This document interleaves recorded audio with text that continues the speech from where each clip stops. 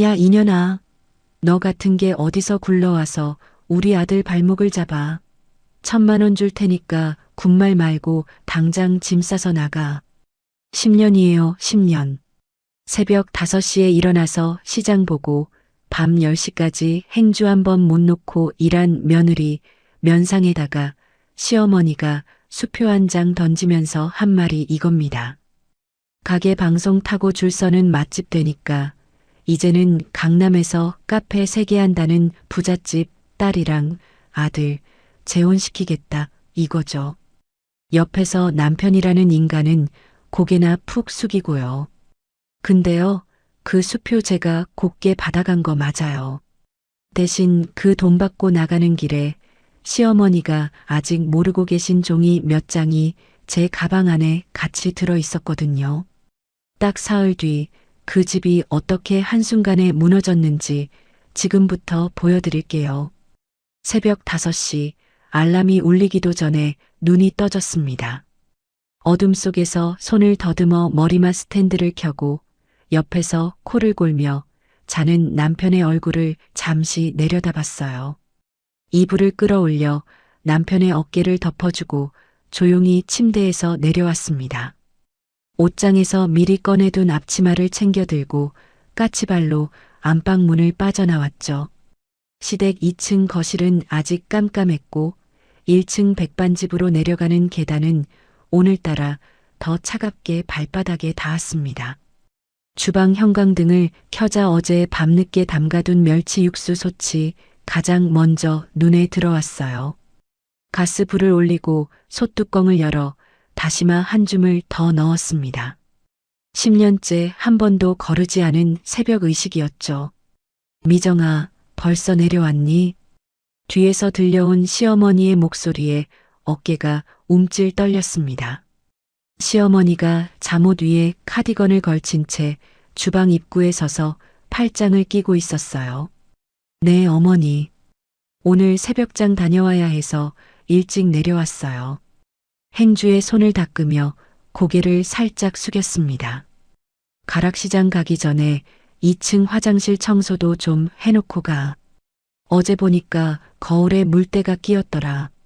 시어머니가 카운터 쪽으로 걸어가며 한마디를 툭 던졌습니다.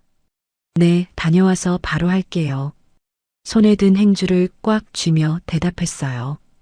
가락시장에 도착한 시간은 새벽 5시 40분이었습니다.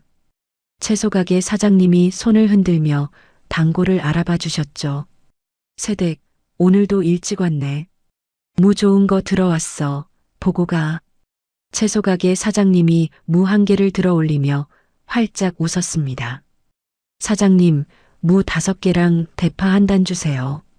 그리고 청양고추도 한 봉지요. 장바구니를 펼치며 무 상태를 손으로 눌러봤어요. 검은 비닐봉지에 채소를 받아들고 생선 가게로 발걸음을 옮겼습니다. 가게로 돌아와 시계가 7시를 가리킬 무렵 친정엄마가 매주 보내주시는 비법 양념통을 조심스럽게 풀었어요. 빨간 고춧가루와 진한 멸치 액젓 향이 주방 안에 퍼졌습니다. 친정에서 함께 보내온 깍두기와 열무김치를 반찬통에 한 통씩 옮겨 담았죠. 새댁, 문 열었어? 가게 유리문 너머에서 박할머니의 목소리가 들렸습니다. 서둘러 앞치마를 매만지고 문 쪽으로 달려갔어요. 할머니, 들어오세요. 오늘도 일찍 오셨네요. 문을 활짝 열며 박할머니의 팔을 살짝 부축했습니다. 내가 새댁 김치찌개 못 먹으면 하루가 안 가. 박할머니가 평소 앉던 창가 자리에 자리를 잡으며 무릎을 톡톡 두드리셨어요. 잠시만요. 따끈하게 한 상 차려드릴게요. 뜨거운 뚝배기에 김치찌개를 옮겨 담고 공깃밥과 반찬을 쟁반에 올렸습니다. 박할머니 앞에 상을 내려놓자 박할머니가 숟가락을 들고 한 입 떠드셨어요. 아이고, 새댁 음식은 정말 친정엄마 손맛 같아. 어떻게 이런 맛을 내는지 몰라. 박할머니가 눈을 가늘게 뜨며 고개를 절레절레 흔드셨습니다. 그때 카운터에 앉아 신문을 보던 시어머니가 신문을 탁 접으며 끼어들었어요. 할머니, 그게 다 우리 집 비법이지 뭐. 내가 며느리한테 시집 오자마자 하나하나 다 가르쳐 줬어. 시어머니가 입꼬리를 올리며 박할머니 쪽으로 몸을 기울였습니다. 박할머니가 잠시 시어머니를 쳐다보다 슬쩍 제 쪽으로 눈짓을 보내셨어요. 행주를 든 손에 힘이 들어갔지만 입꼬리는 단정하게 올렸습니다. 네, 어머니 덕분이죠. 할머니, 그릇 더 필요하시면 말씀하세요. 박할머니에게 물 한 컵을 새로 채워드리고 주방으로 돌아왔어요. 점심 피크 타임이 끝나갈 무렵 가게 문이 드르륵 열렸습니다. 동네 부동산 김 사장이 양복 차림으로 들어와 카운터 앞 의자에 털썩 앉았어요. 사모님, 좋은 소식 하나 가지고 왔어요. 부동산 김 사장이 손가락으로 카운터를 톡톡 두드리며 목소리를 낮췄습니다. 무슨 소식인데 그래요? 시어머니가 신문을 내려놓고 상체를 앞으로 기울였어요. 이 건물 시세가 또 올랐어요. 작년 이맘때보다 3억은 더 붙었지 싶은데. 부동산 김 사장이 손바닥을 비비며 환하게 웃었습니다. 어머, 그래요? 진짜 그렇게 올랐어요? 시어머니의 눈빛이 순식간에 달라졌어요. 설거지를 하던 손이 잠시 멈춰졌습니다. 수도꼭지에서 흘러내리는 물소리 너머로 두 사람의 목소리가 또렷하게 들렸죠. 사모님, 이 동네에 이만한 노포가 어딨어요. 가게 이름값까지 따지면 더 비싸지. 부동산 김 사장이 손가락 3개를 펴보이며 의미심장하게 웃었어요. 우리 두식이한테도 한번 이야기해 봐야겠네. 자세한 건 다음에 또 와서 얘기해요. 시어머니가 손을 휘휘 저으며 부동산 김 사장을 배웅했습니다. 행주를 쥔 손에 다시 힘이 들어갔어요. 저 시선이 어쩐지 불길하게 느껴져서 그릇을 닦는 손이 자꾸만 뻑뻑해졌죠. 오후 3시쯤 가게 문이 거칠게 열리며 아가씨가 들어왔습니다. 명품 쇼핑백 2개를 양손에 들고 식탁에 털썩 앉으며 아가씨가 입을 열었어요. 옳게, 나 배고픈데 백반 하나 차려줘. 김치찌개로. 아가씨가 쇼핑백을 옆 의자에 휙 던지며 다리를 꼬았습니다. 네, 아가씨. 잠시만 기다리세요. 앞치마를 다시 두르고 주방으로 들어갔어요. 마침 가게에 들른 남편이 아가씨의 쇼핑백을 슬쩍 보더니 동생의 머리를 쓰다듬었습니다. 우리 소영이 또 뭐 샀어? 맛있게 먹어. 남편이 아가씨의 어깨를 토닥이며 흐뭇하게 웃었어요. 쇼핑백에 찍힌 명품 로고가 형광등 불빛에 반짝거렸습니다. 뚝배기에 김치찌개를 옮겨 담는 손이 평소보다 거칠어졌어요. 저녁 장사 전 잠깐 짬이 났을 때 2층 안방에 빨래 바구니를 가지러 올라갔습니다. 문이 살짝 열려있는 안방 안으로 들어서자 화장대 위에 시어머니의 통장이 펼쳐진 채 놓여 있었어요. 빨래 바구니를 집으려다 무심코 통장을 내려다봤습니다. 매달 가게 매출 통장에서 시어머니 개인 적금으로 빠져나간 금액이 줄줄이 적혀 있었죠. 300만 원, 450만 원, 어떤 달은 700만 원까지. 그 옆 칸에는 아가씨의 카드값이라고 짐작되는 큰 금액이 빠짐없이 찍혀 있었습니다. 손가락 끝이 차갑게 식어가는 게 느껴졌어요. 빨래 바구니를 집어들고 조용히 안방을 빠져나왔습니다. 저녁 장사가 시작되자 시이모가 가게로 들어왔어요. 시이모는 카운터 옆 자기 지정석에 자리를 잡으며 시어머니에게 손을 내밀었습니다. 말자야, 오늘 점심 매출은 좀 어때? 시이모가 매출 장부를 자기 앞으로 끌어당기며 안경을 콧잔등 위로 밀어 올렸어요. 언니, 오늘 좀 괜찮았어. 한 80만 원 찍은 것 같아. 시어머니가 시이모 옆에 의자를 끌어다 앉으며 다정하게 어깨를 기댔습니다. 시이모가 가게에 출근한 지 3년이 다 되어 가는데 행주 한 번 잡는 모습을 본 적이 없었어요. 남편을 일찍 여의고 자식도 없이 동생 집에 얹혀 살게 된 시이모에게 가게는 그저 월급이 나오는 의자였습니다. 손님 테이블을 정리하다 시이모와 눈이 마주쳤지만 시이모는 시선을 슬쩍 피하며 장부에 뭔가를 적었어요. 마감 시간 무렵 박 할머니가 계산을 마치고 가게를 나서려다 제 손을 꼭 잡으셨습니다. 세댁, 얼굴이 반쪽이 됐어. 좀 쉬어가며 해, 응. 박 할머니의 손이 따뜻하게 제 손등을 감쌌어요. 할머니, 저 괜찮아요. 살펴가세요. 박 할머니의 손을 마주 잡으며 애써 웃었습니다. 박 할머니가 가게를 나가시고 문이 닫힌 순간 주방 뒤편으로 몸을 숨겼어요. 행주로 얼굴을 가리고 잠시 숨을 골랐습니다.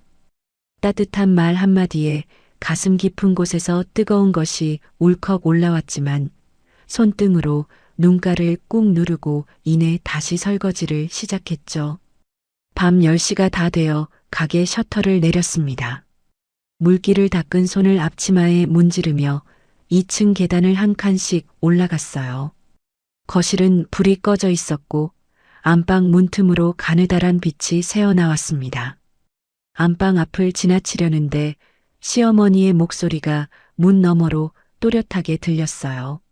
언니, 그 부잣집 딸 말이야. 강남에서 카페 3개 한다는 그 집 딸. 시어머니가 전화기를 귀에 댄 채 침대에 걸터 앉아 있는 것 같았습니다. 발걸음이 저절로 멈춰졌어요. 우리 두식이랑 한번 자리 만들어 보자. 얼굴이라도 한번 보게 해야지.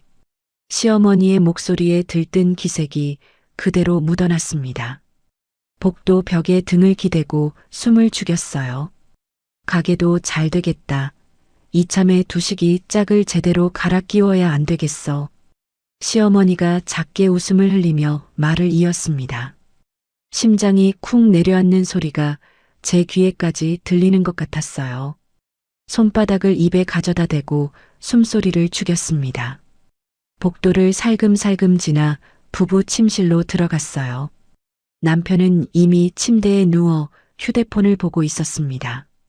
여보, 오늘도 늦었네. 빨리 자. 남편이 휴대폰 화면에서 눈을 떼지 않은 채 말했어요. 응, 씻고 올게. 화장실 문을 닫고 거울 앞에 섰습니다. 거울 속 얼굴이 박 할머니 말씀처럼 정말 반쪽이 되어 있었어요. 찬물로 얼굴을 2번 씻고 수건으로 꾹꾹 눌렀습니다. 침대에 누워 천장을 바라보는데 시어머니의 통화 내용이 머릿속에서 자꾸 맴돌았어요.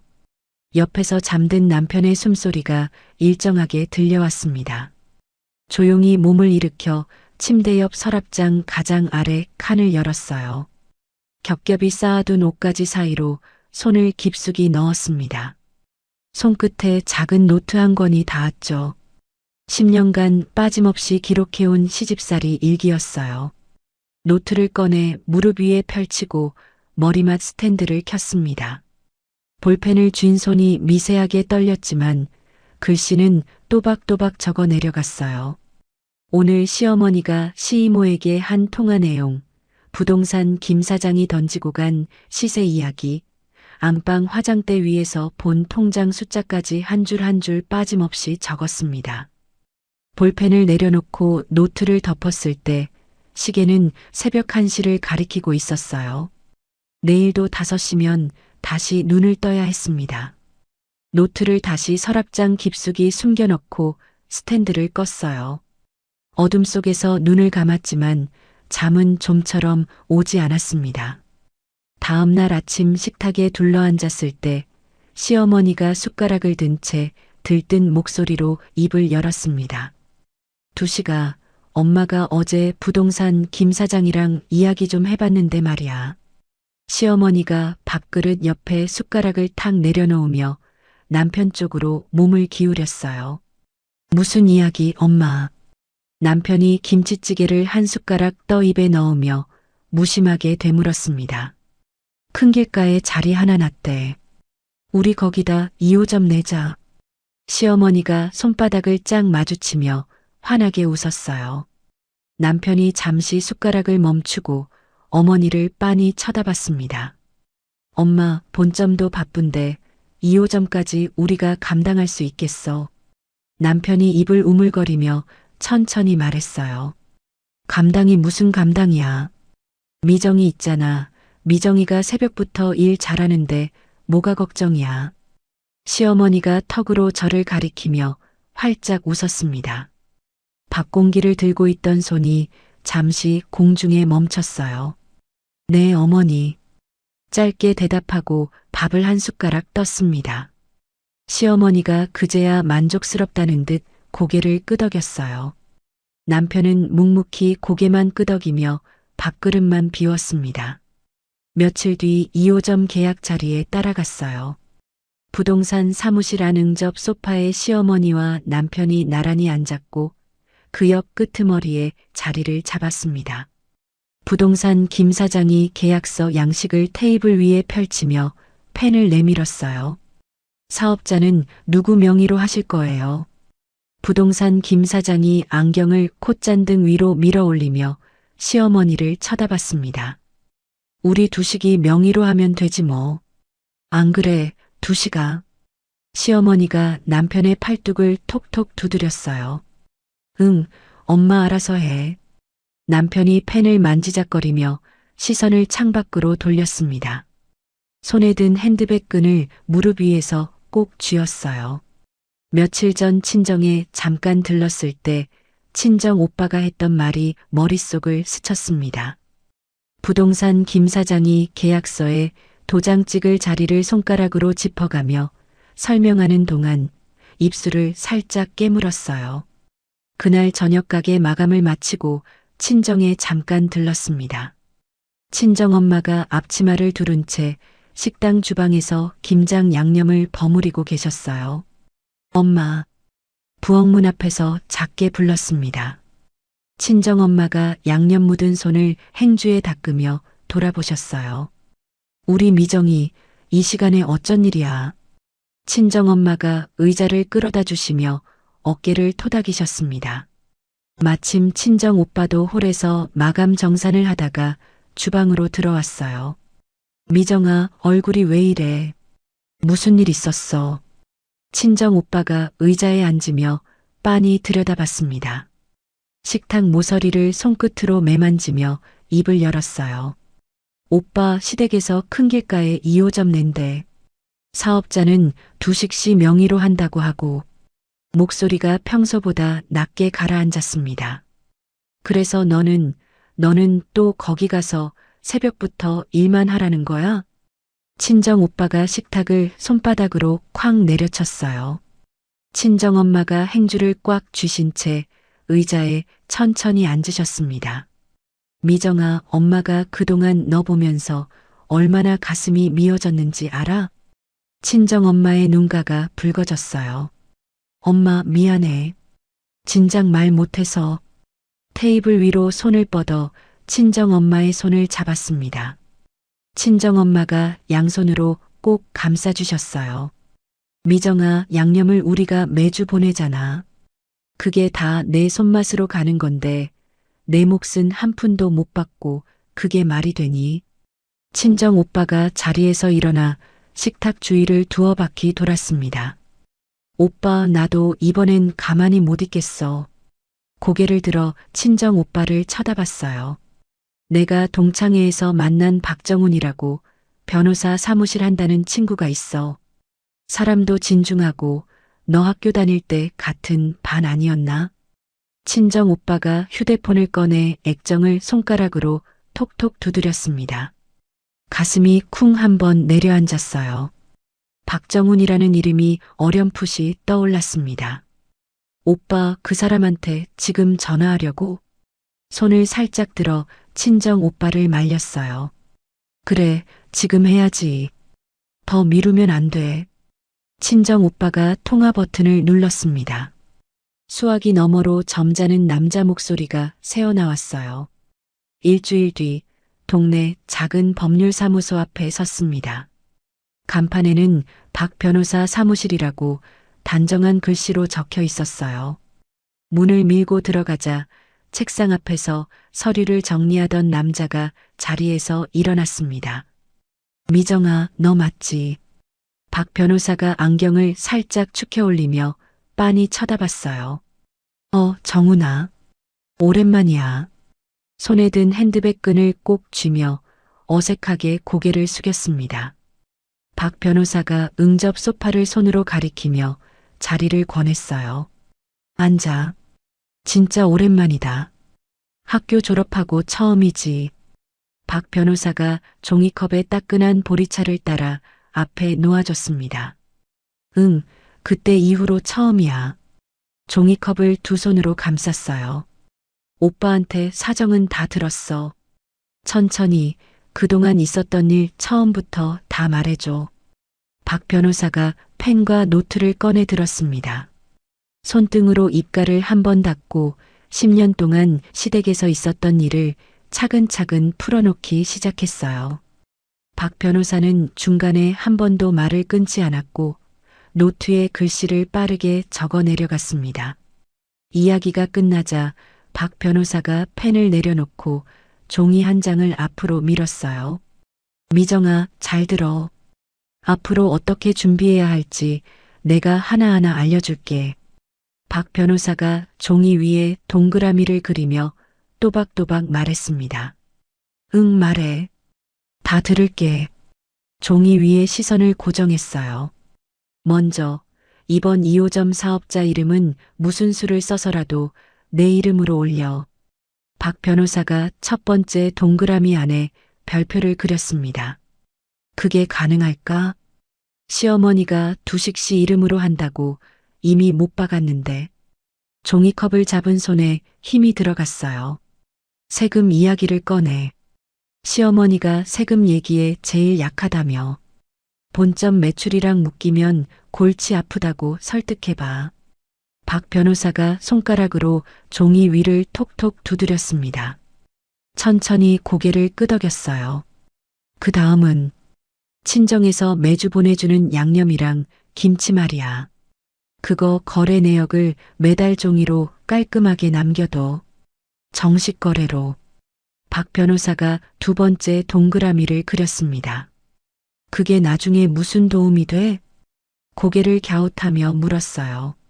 가게 맛의 절반이 친정 양념이라는 걸 증명하는 자료가 되는 거야. 나중에 시어머니가 그걸 자기가 다 가르쳤다고 우겨도 종이가 다 말해주거든. 박 변호사가 안경을 축혀 올리며 진지한 얼굴로 설명했습니다. 그리고 마지막으로 박 변호사가 세 번째 동그라미를 그렸어요. 네가 쓴 일기랑 시어머니 폭언 같은 거 녹음한 게 있으면 그것도 따로 잘 보관해. 핸드폰 말고 다른 데로 옮겨둬. 박 변호사가 펜 끝으로 동그라미 안을 콕 찔렀습니다. 녹음은 몇 번 해뒀어. 일기는 10년치가 다 있고. 목소리가 떨려 나왔어요. 미정아, 너 진짜 대단하다. 그걸 다 모아뒀단 말이야. 박 변호사가 잠시 펜을 내려놓고 빤히 쳐다봤습니다. 시선을 피하며 종이컵에 입을 가져다 댔어요. 다음 날 아침 식탁 앞에 시어머니와 마주 앉았습니다. 평소보다 한 번 더 숨을 깊게 들이마셨어요. 어머니, 2호점 사업자 명의 말인데요. 시어머니가 신문을 내려놓고 안경 너머로 쳐다봤습니다. 왜, 뭐가 문제야? 시어머니가 입꼬리를 살짝 내렸어요. 제가 2호점에 매일 출근해서 운영할 거잖아요. 근데 본점이랑 사업자가 같으면 세금 처리할 때 본점 매출이랑 자꾸 묶여서 골치 아파지더라고요. 시어머니의 표정을 살피며 천천히 말을 이었습니다. 그래서 시어머니가 신문을 다시 들썩였어요.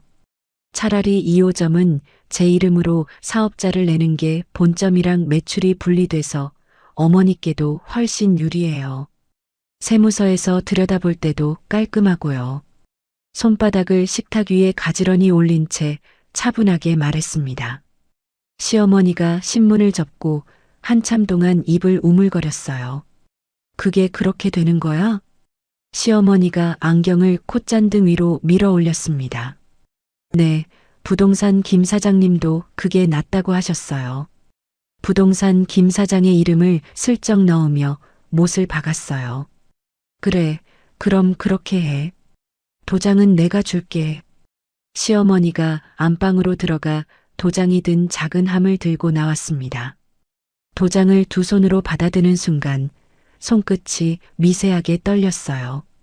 다음 날 오전 세무서 안대기 의자에 앉아 번호표를 손에 꼭 쥐었습니다. 전광판에 번호가 뜨자 창구로 걸어갔어요. 직원이 서류를 한 장씩 넘기며 도장을 꾹꾹 찍어 내려갔습니다. 종이 가장 윗줄에 대표자 한미정이라는 5글자가 또렷하게 찍히던 그 순간 두 손을 무릎 위에서 꼭 쥐었어요. 손이 가늘게 떨렸지만 머릿속은 그 어느 때보다 또렷했습니다. 2호점이 오픈하자마자 가게 앞에 줄이 늘어서기 시작했어요. 본점보다 자리가 2배는 넓은데도 점심시간이면 대기 손님이 가게 밖까지 이어졌습니다. 한 달이 지났을 때 가게로 전화 한 통이 걸려왔어요. 여보세요. 거기가 큰 길가 백반집 맞나요? 저희가 지역 방송국에서 맛집 프로그램을 하나 준비하고 있는데요. 수화기 너머로 젊은 여자 작가의 목소리가 들렸습니다. 전화를 끊자마자 본점으로 달려가 시어머니에게 알렸어요. 어머니, 방송국에서 우리 가게 촬영 나온대요. 다음 주에요. 숨을 헐떡이며 말했습니다. 뭐? 방송? 어머나 어머나. 시어머니가 두 손을 입에 가져다 대며 자리에서 벌떡 일어났어요. 촬영 당일 시어머니는 새 옷을 차려입고 카메라 앞에 섰습니다. 진행자가 마이크를 시어머니 앞에 가져다 댔어요. 사장님, 이 집 김치찌개 비법이 뭡니까? 진행자가 환하게 웃으며 물었습니다. 이 집 비법은 다 시어머니인 내가 며느리한테 하나하나 전수한 거예요. 며느리가 시집 왔을 땐 아무것도 모르는 새댁이었으니까.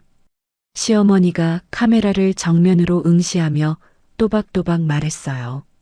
주방 입구에서 행주를 쥔 채 그 모습을 지켜봤습니다. 진행자가 주방 쪽을 손으로 가리키며 카메라를 돌리려 했지만 시어머니가 진행자의 팔을 살짝 잡으며 다사 자기 쪽으로 끌어당겼어요. 우리 며느리는 부끄럼이 많아서 카메라 앞에 못 서요. 시어머니가 손사래를 치며 활짝 웃었습니다. 행주를 쥔 손에 힘이 들어갔지만 입꼬리는 단정하게 올린 채 주방 안으로 천천히 발걸음을 옮겼어요. 방송이 나간 다음 날부터 매출이 2배로 뛰었습니다. 시어머니는 그 기세를 몰아 3호점 자리까지 알아보기 시작했어요. 미정아, 3호점은 어디다 낼까? 옆 동네 사거리 자리가 좋다는데. 시어머니가 매출 장부를 펼쳐 보이며 들떠 있었습니다. 어머니, 3호점도 제가 2가게를 동시에 관리해야 하니까요. 명의도 통일하는 게 직원 관리도 수월하고 효율적이에요. 박 변호사가 일러준 대로 차분하게 설득했어요. 그래, 미정이 너 알아서 해. 엄마는 이제 카운터만 봐도 되겠지. 시어머니가 흡족한 얼굴로 손을 휘휘 저었습니다. 3호점 사업자 등록증에도 5글자가 또렷하게 찍혔어요. 그 무렵부터 본점에서 묘한 일들이 늘어났습니다. 시이모가 카운터 안쪽 의자를 차지하고 앉아 매출 장부를 따로 한 권 더 쓰기 시작했어요. 그 장부는 시어머니의 화장대 서랍으로 들어갔습니다. 시어머니의 통장에서는 매달 정체불명의 큰돈이 빠져나가기 시작했어요. 밤마다 침대 옆 작은 노트에 그 모든 흐름을 한 줄도 빠짐없이 적어 내려갔습니다.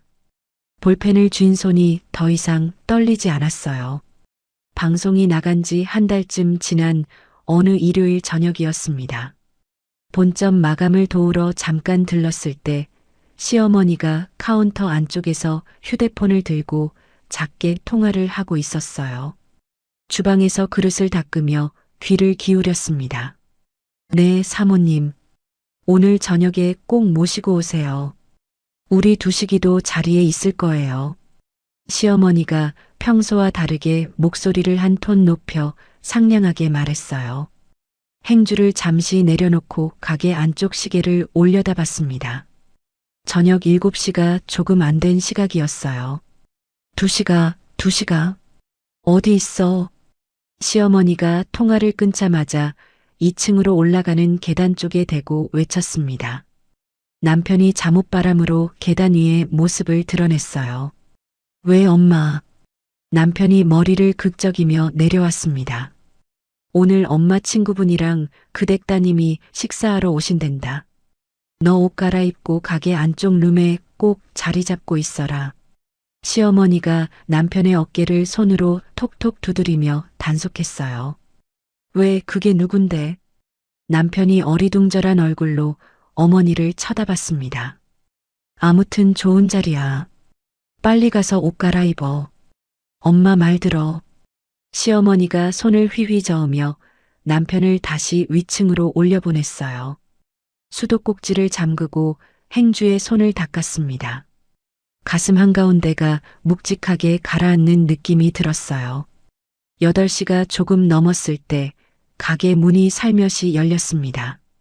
60대로 보이는 여자 손님 한 분과 30대 초반쯤 되어 보이는 화려한 옷차림의 여자가 함께 들어왔어요. 한눈에 봐도 평소 가게에 들르는 동네 단골과는 결이 달랐습니다. 여자 손님의 손목에서는 금팔찌가 두툼하게 빛났고 옆에 선 젊은 여자는 어깨에 명품 가방을 무심하게 걸치고 있었어요. 어머나 사모님, 어서 오세요. 이쪽 룸으로 모실게요. 시어머니가 평소엔 직원에게 시키던 안내를 직접 나서서 했습니다. 시어머니가 두 사람을 가게 안쪽 룸으로 이끌었어요. 두식이는 안에 들어가 있어요. 이리 와서 인사 좀 드려라.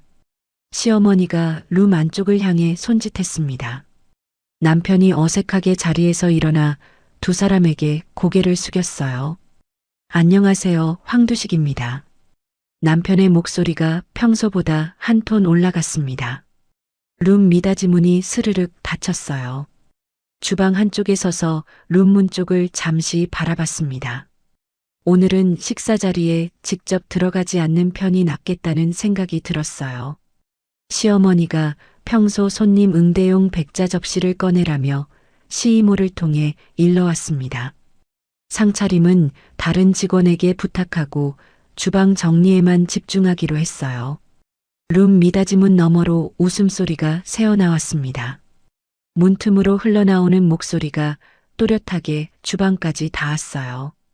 우리 딸이 강남에서 카페를 3개나 운영해요.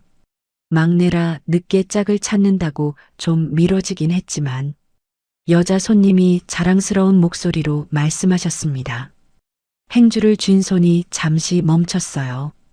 어머나, 카페를 3개씩이나. 우리 두식이도 가게를 이만큼이나 키워놨어요. 이 정도 가게면 우리 사돈을 맺어도 손색이 없죠. 시어머니의 목소리가 한껏 들떠 있었습니다. 여기 사장님 인상이 참 좋네요. 우리 딸이랑 한번 잘 어울리겠어요. 여자 손님이 말꼬리를 길게 느리며 웃으셨어요. 문 너머로 남편의 어색한 웃음소리가 새어나왔습니다. 가슴 한가운데가 무겁게 내려앉는 기분이 들었어요. 행주를 다시 천천히 들어 카운터 옆 그릇들을 닦기 시작했습니다. 저 자리에 들어가 손님 얼굴을 마주보지 않은 게 다행이라는 생각이 들었어요. 지금 시어머니의 표정을 가까이에서 봤더라면 무너졌을지도 모를 일이었습니다. 룸에서 식사가 끝나고 손님들이 빠져나간 시간은 밤 10시가 다 되어서였어요. 시어머니가 두 분을 가게 문 앞까지 나가 배웅했습니다. 가게 안으로 다시 들어온 시어머니의 얼굴이 환하게 들떠 있었어요. 미정아, 가게 마감은 너 알아서 좀 해. 어머니 좀 피곤하다. 시어머니가 2층 계단 쪽으로 향하며 손을 휘휘 저었습니다. 네, 어머니. 행주를 든 채 짧게 대답했어요. 남편이 룸에서 어색하게 나오며 카운터 쪽으로 걸어왔습니다. 미정아, 나 먼저 올라갈게. 남편이 시선을 슬쩍 피하며 말했어요. 응. 행주의 손을 닦으며 짧게 답했습니다. 남편이 계단을 한 칸씩 올라가는 동안 손에 든 행주를 가만히 내려다봤어요. 그날 밤 침실에 누웠을 때 남편이 한참 뒤에 방으로 들어왔습니다. 이불을 어깨까지 끌어올린 채 옆으로 누워 천장을 외면했어요. 여보, 자. 남편이 침대 끄트머리에 걸터 앉으며 조심스럽게 물었습니다. 아니, 깨어있어. 천장 쪽으로 시선을 둔 채 짧게 대답했어요. 오늘 그 가게 룸에 오셨던 분들. 남편이 말꼬리를 흐렸습니다. 이불을 천천히 내리고 몸을 돌려 남편을 바라봤어요. 누구야, 그분들. 목소리를 최대한 평온하게 가다듬었습니다. 엄마 친구분이래. 우연히 가까이 오셔서 식사하러 들르신 거래. 남편이 시선을 피하며 발끝만 내려다봤어요. 그래. 천천히 다시 등을 돌려 누웠습니다. 여보, 진짜야. 엄마 친구분이라니까. 남편이 어깨에 손을 살짝 얹었어요. 그 손을 가만히 외면한 채 눈을 감았습니다. 피곤해. 그만 자. 이불을 다시 끌어올렸어요. 남편이 한참 동안 그대로 침대 끄트머리에 앉아 있다가 결국 등을 돌리고 자리에 누웠습니다. 남편의 숨소리가 일정해질 때까지 기다렸어요. 침대 옆 협탁에 놓인 휴대폰을 조용히 집어들었습니다. 이불 속에서 화면을 켜고 일기 앱을 열었어요. 오늘 룸에서 들었던 모든 대화와 남편의 어색한 웃음소리까지 한 줄도 빠짐없이 적어 내려갔습니다. 다음 날 새벽 5시 평소처럼 가게로 내려갔어요. 카운터 서랍을 열어 영수증 묶음을 정리하다가 안쪽 깊숙한 곳에 흰 종이 한 장이 끼어 있는 게 눈에 들어왔습니다. 손가락 끝으로 종이를 천천히 끌어냈어요. 어제 그 여자 손님이 남기고 간 명함이었습니다. 명함 앞면에는 화려한 글씨로 회사 이름이 박혀 있었고 뒷면을 뒤집어 봤을 때 가슴이 쿵 내려앉았어요. 명함 뒷면에는 시어머니의 글씨로 짧은 메모가 적혀 있었습니다. 두식이 정식 선보기. 다음 주 토요일 저녁 7시. 시내 호텔 레스토랑. 명함을 쥔 손이 미세하게 떨렸어요. 어젯밤 가게 룸에서의 식사 자리는 양가 어른들이 먼저 얼굴을 보는 가벼운 자리였고 본격적인 두 사람만의 선보기 자리는 따로 잡혀 있다는 사실이 그제야 또렷해졌습니다. 조용히 명함을 휴대폰 카메라로 앞뒤 모두 찍었어요. 그리고 다시 카운터 서랍 안쪽 원래 자리에 끼워 넣었습니다. 아침 장사 준비를 하던 손이 평소보다 2박자씩 빨라졌어요. 점심 장사가 끝나자마자 앞치마를 풀었습니다. 어머니, 저 친정에 잠깐 다녀올게요.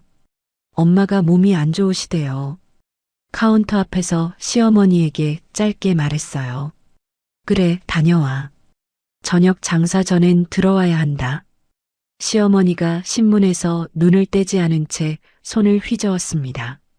택시를 잡아타고 친정으로 향했어요. 친정 식당 안쪽 살림집 부엌으로 들어가자마자 친정 엄마의 품에 안겼습니다. 처음으로 소리내어 울었어요. 엄마. 친정 엄마의 어깨에 얼굴을 묻었습니다. 우리 미정이.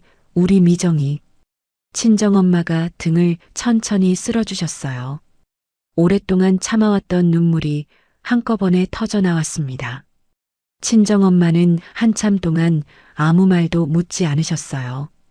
울음이 잦아들기를 기다려 따끈한 보리차 한 잔을 손에 쥐어주셨습니다. 엄마, 두식 씨한테 선자리가 들어왔어.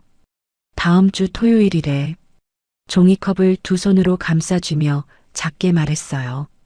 친정 엄마의 얼굴에서 핏기가 잠시 가셨습니다. 뭐라고?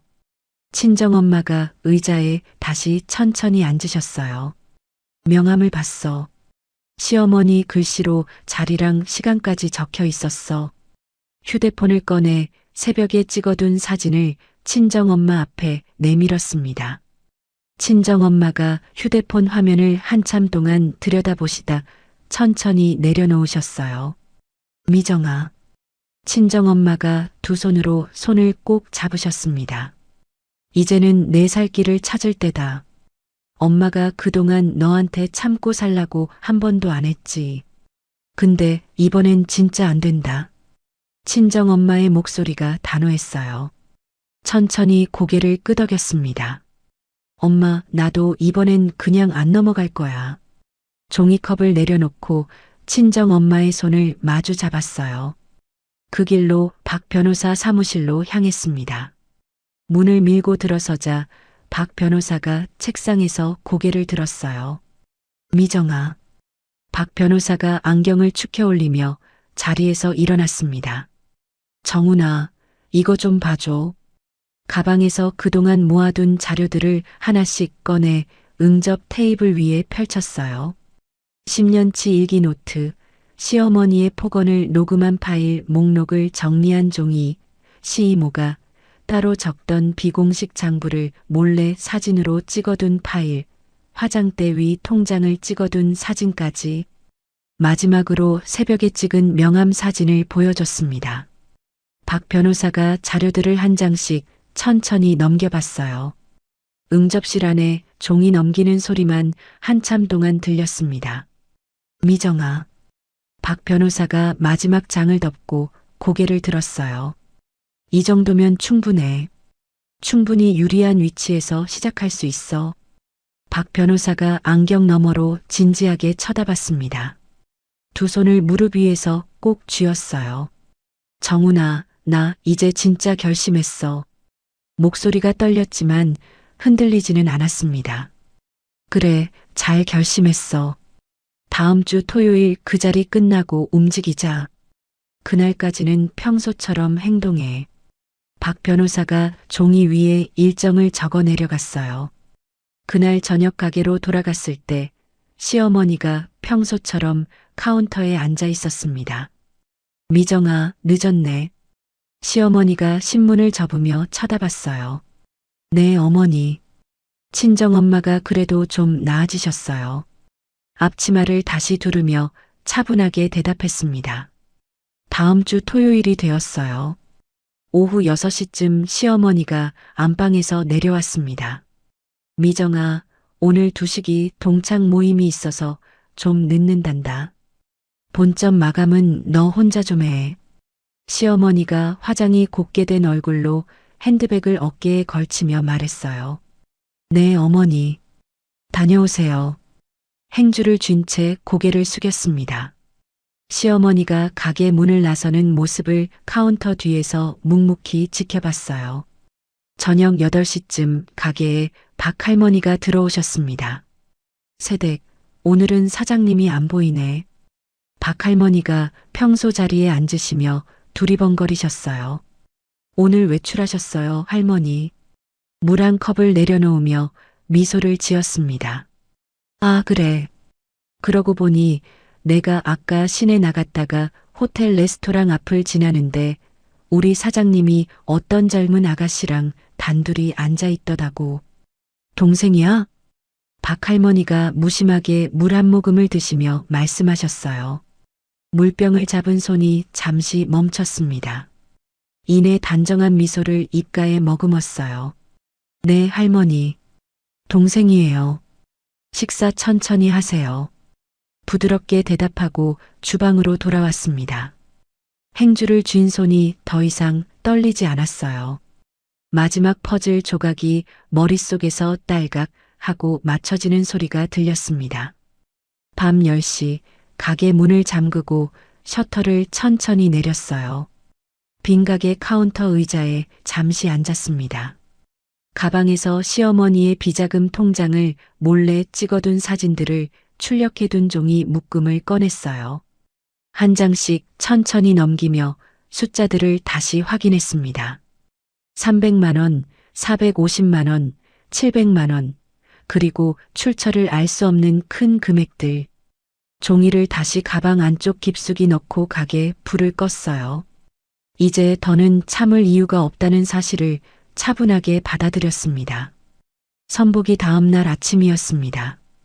평소처럼 새벽 5시에 일어나 가게 주방을 정리하고 아침 장사 준비를 끝낸 시간이 8시였어요.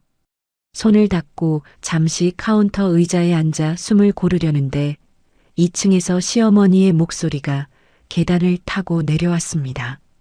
미정아, 미정아. 잠깐 안방으로 올라와라. 시어머니의 목소리가 평소보다 한 톤 높았어요. 행주를 카운터 위에 가지런히 놓고 천천히 계단을 올라갔습니다. 거실을 가로질러 안방 앞에 섰을 때 문 너머로 두 사람의 목소리가 새어나왔어요. 시이모와 아가씨의 목소리가 섞여 들렸습니다. 문을 톡톡 두드리고 안으로 들어섰어요. 어머니, 부르셨어요? 문을 닫으며 시어머니를 향해 고개를 숙였습니다. 안방 안에는 시어머니가 화장대 앞 의자에 앉아 있었고 그 옆에 시이모가 팔짱을 끼고 서 있었어요. 침대 모서리에는 아가씨가 다리를 꼬고 앉아 휴대폰을 만지작거리고 있었습니다. 세 사람의 시선이 동시에 한쪽으로 쏠렸어요. 화장대 위에는 흰 종이 한 장이 가지런히 놓여 있었습니다. 시어머니가 그 종이를 손가락으로 톡톡 두드렸어요. 이리 가까이 와봐. 시어머니가 턱짓으로 화장대 쪽을 가리켰습니다. 화장대 앞으로 두어 걸음 더 다가갔어요. 가까이서 보니 종이는 1,000만 원짜리 수표 한 장이었습니다. 가슴 한가운데가 묵직하게 가라앉았어요. 이게 뭐예요, 어머니? 목소리를 최대한 평온하게 가다듬으며 물었습니다. 시어머니가 수표를 손가락으로 집어들었어요. 너 같은 년은 그냥 굴러다녀. 이거 받고 떨어져. 시어머니가 수표를 발치 쪽으로 휙 던졌습니다. 수표가 발등 앞 카펫 위로 사뿐히 떨어졌어요. 시이모가 옆에서 팔짱을 풀며 거들었습니다. 이 정도면 후한 거지. 어디서 굴러온 것한테 1,000만 원이면 어디야. 시이모가 입꼬리를 비틀며 코웃음을 쳤어요. 침대에 앉아있던 아가씨가 휴대폰에서 눈을 떼지도 않고 한마디 보탰습니다. 옳게 좋게 받고 나가. 자존심 부릴 처지도 아니잖아. 아가씨가 다리를 한 번 더 꼬며 머리를 쓸어 넘겼어요. 발치에 떨어진 수표를 내려다봤습니다. 손은 떨리지 않았어요. 오히려 머릿속이 차갑게 가라앉으며 또렷해졌습니다. 우리 두식이는 더 좋은 집안 여자 만나야지. 너 같은 어디서 굴러온 것 데리고는 안 돼. 시어머니가 자리에서 일어나 한 걸음 앞으로 다가왔어요. 그동안 내가 너한테 얼마나 잘해줬어. 시집 와서 밥도 안 굶기고 옷도 안 떨어지게 입혀주고. 시어머니의 목소리가 점점 높아졌습니다. 10년이야, 10년. 그동안 내가 가슴에 묻고 살아온 게 한두 가지인 줄 알아? 너 같은 게 우리 집에 들어와서 우리 두식이 인생 잡아먹은 거지 뭐. 시어머니가 손가락으로 얼굴을 가리켰어요. 조용히 시어머니의 손가락 끝을 바라봤습니다. 어머니, 진심이세요? 목소리가 가늘게 떨렸지만 흔들리지는 않았어요. 진심이지 그럼. 내가 너랑 농담할 사이야. 시어머니가 손바닥으로 화장대를 쾅 내려쳤습니다. 그때 안방 문이 벌컥 열렸어요. 남편이 잠옷바람으로 문 앞에 서 있었습니다. 엄마, 무슨 소리야 이게. 남편이 어리둥절한 얼굴로 안방 안을 둘러봤어요. 발치에 떨어진 수표와 시어머니의 얼굴, 시이모와 아가씨를 차례로 쳐다봤습니다. 남편 쪽으로 천천히 몸을 돌렸어요. 여보. 남편의 눈을 똑바로 바라봤습니다. 남편이 시선을 슬쩍 피했어요. 여보, 정말 이게 맞다고 생각해? 마지막으로 한 번 더 물었습니다. 목소리가 조용했지만 안방 안에 또렷하게 울렸어요. 남편이 고개를 떨궜습니다. 방바닥만 한참 동안 내려다봤어요. 두시가, 너도 똑똑히 들어. 엄마가 다 너 위해서 그러는 거야. 시어머니가 남편 쪽으로 손을 뻗었습니다. 남편의 어깨가 미세하게 흔들렸어요. 미정아, 어머니 뜻이 그렇다면. 남편이 입을 우물거리며 말꼬리를 흐렸습니다. 어머니 뜻이 그렇다면 뭐. 천천히 되물었어요. 남편이 끝내 고개를 들지 못했습니다. 미정아, 어머니 말씀이 맞을지도 몰라. 남편이 발끝만 내려다본 채 작게 중얼거렸어요. 10년이라는 시간이 그 한마디 속으로 한꺼번에 빨려 들어가는 기분이었습니다. 오히려 마음이 깨끗하게 정리되었어요. 천천히 허리를 굽혀 발치에 떨어진 수표를 손가락 끝으로 집어 올렸습니다. 수표를 두 손으로 가지런히 잡고 옷매무새를 한번 단정하게 다듬었어요. 감사합니다, 어머니. 또박또박 잘 쓸게요. 시어머니의 눈을 정면으로 바라보며 또렷하게 말했습니다. 시어머니의 얼굴에 잠시 당혹스러운 기색이 스쳤어요. 뭐라고? 시어머니가 한 걸음 뒤로 물러섰습니다. 수표를 핸드백 안쪽 깊숙한 칸에 천천히 넣었어요. 그동안 어머니 밑에서 10년 동안 잘 배웠습니다. 이만 내려가 볼게요. 고개를 한번 단정하게 숙이고 안방 문 쪽으로 몸을 돌렸습니다. 시이모가 어이없다는 듯 코웃음을 쳤어요. 어머나, 저거 봐라. 돈 받으니까 좋다는 거지. 시이모가 시어머니 쪽으로 몸을 돌리며 비웃었습니다. 아가씨가 휴대폰을 침대 위에 던지며 자리에서 일어났어요. 옳게, 짐 빨리 챙겨서 나가. 우리 집에 더 있을 이유 없잖아. 아가씨가 손가락으로 문 쪽을 가리켰습니다. 뒤를 한 번도 돌아보지 않고 안방 문을 열고 나왔어요. 남편이 거실로 따라 나오는 소리가 등 뒤에서 들렸습니다. 미정아, 잠깐만. 미정아. 남편이 뒤에서 팔을 잡으려고 손을 뻗었어요.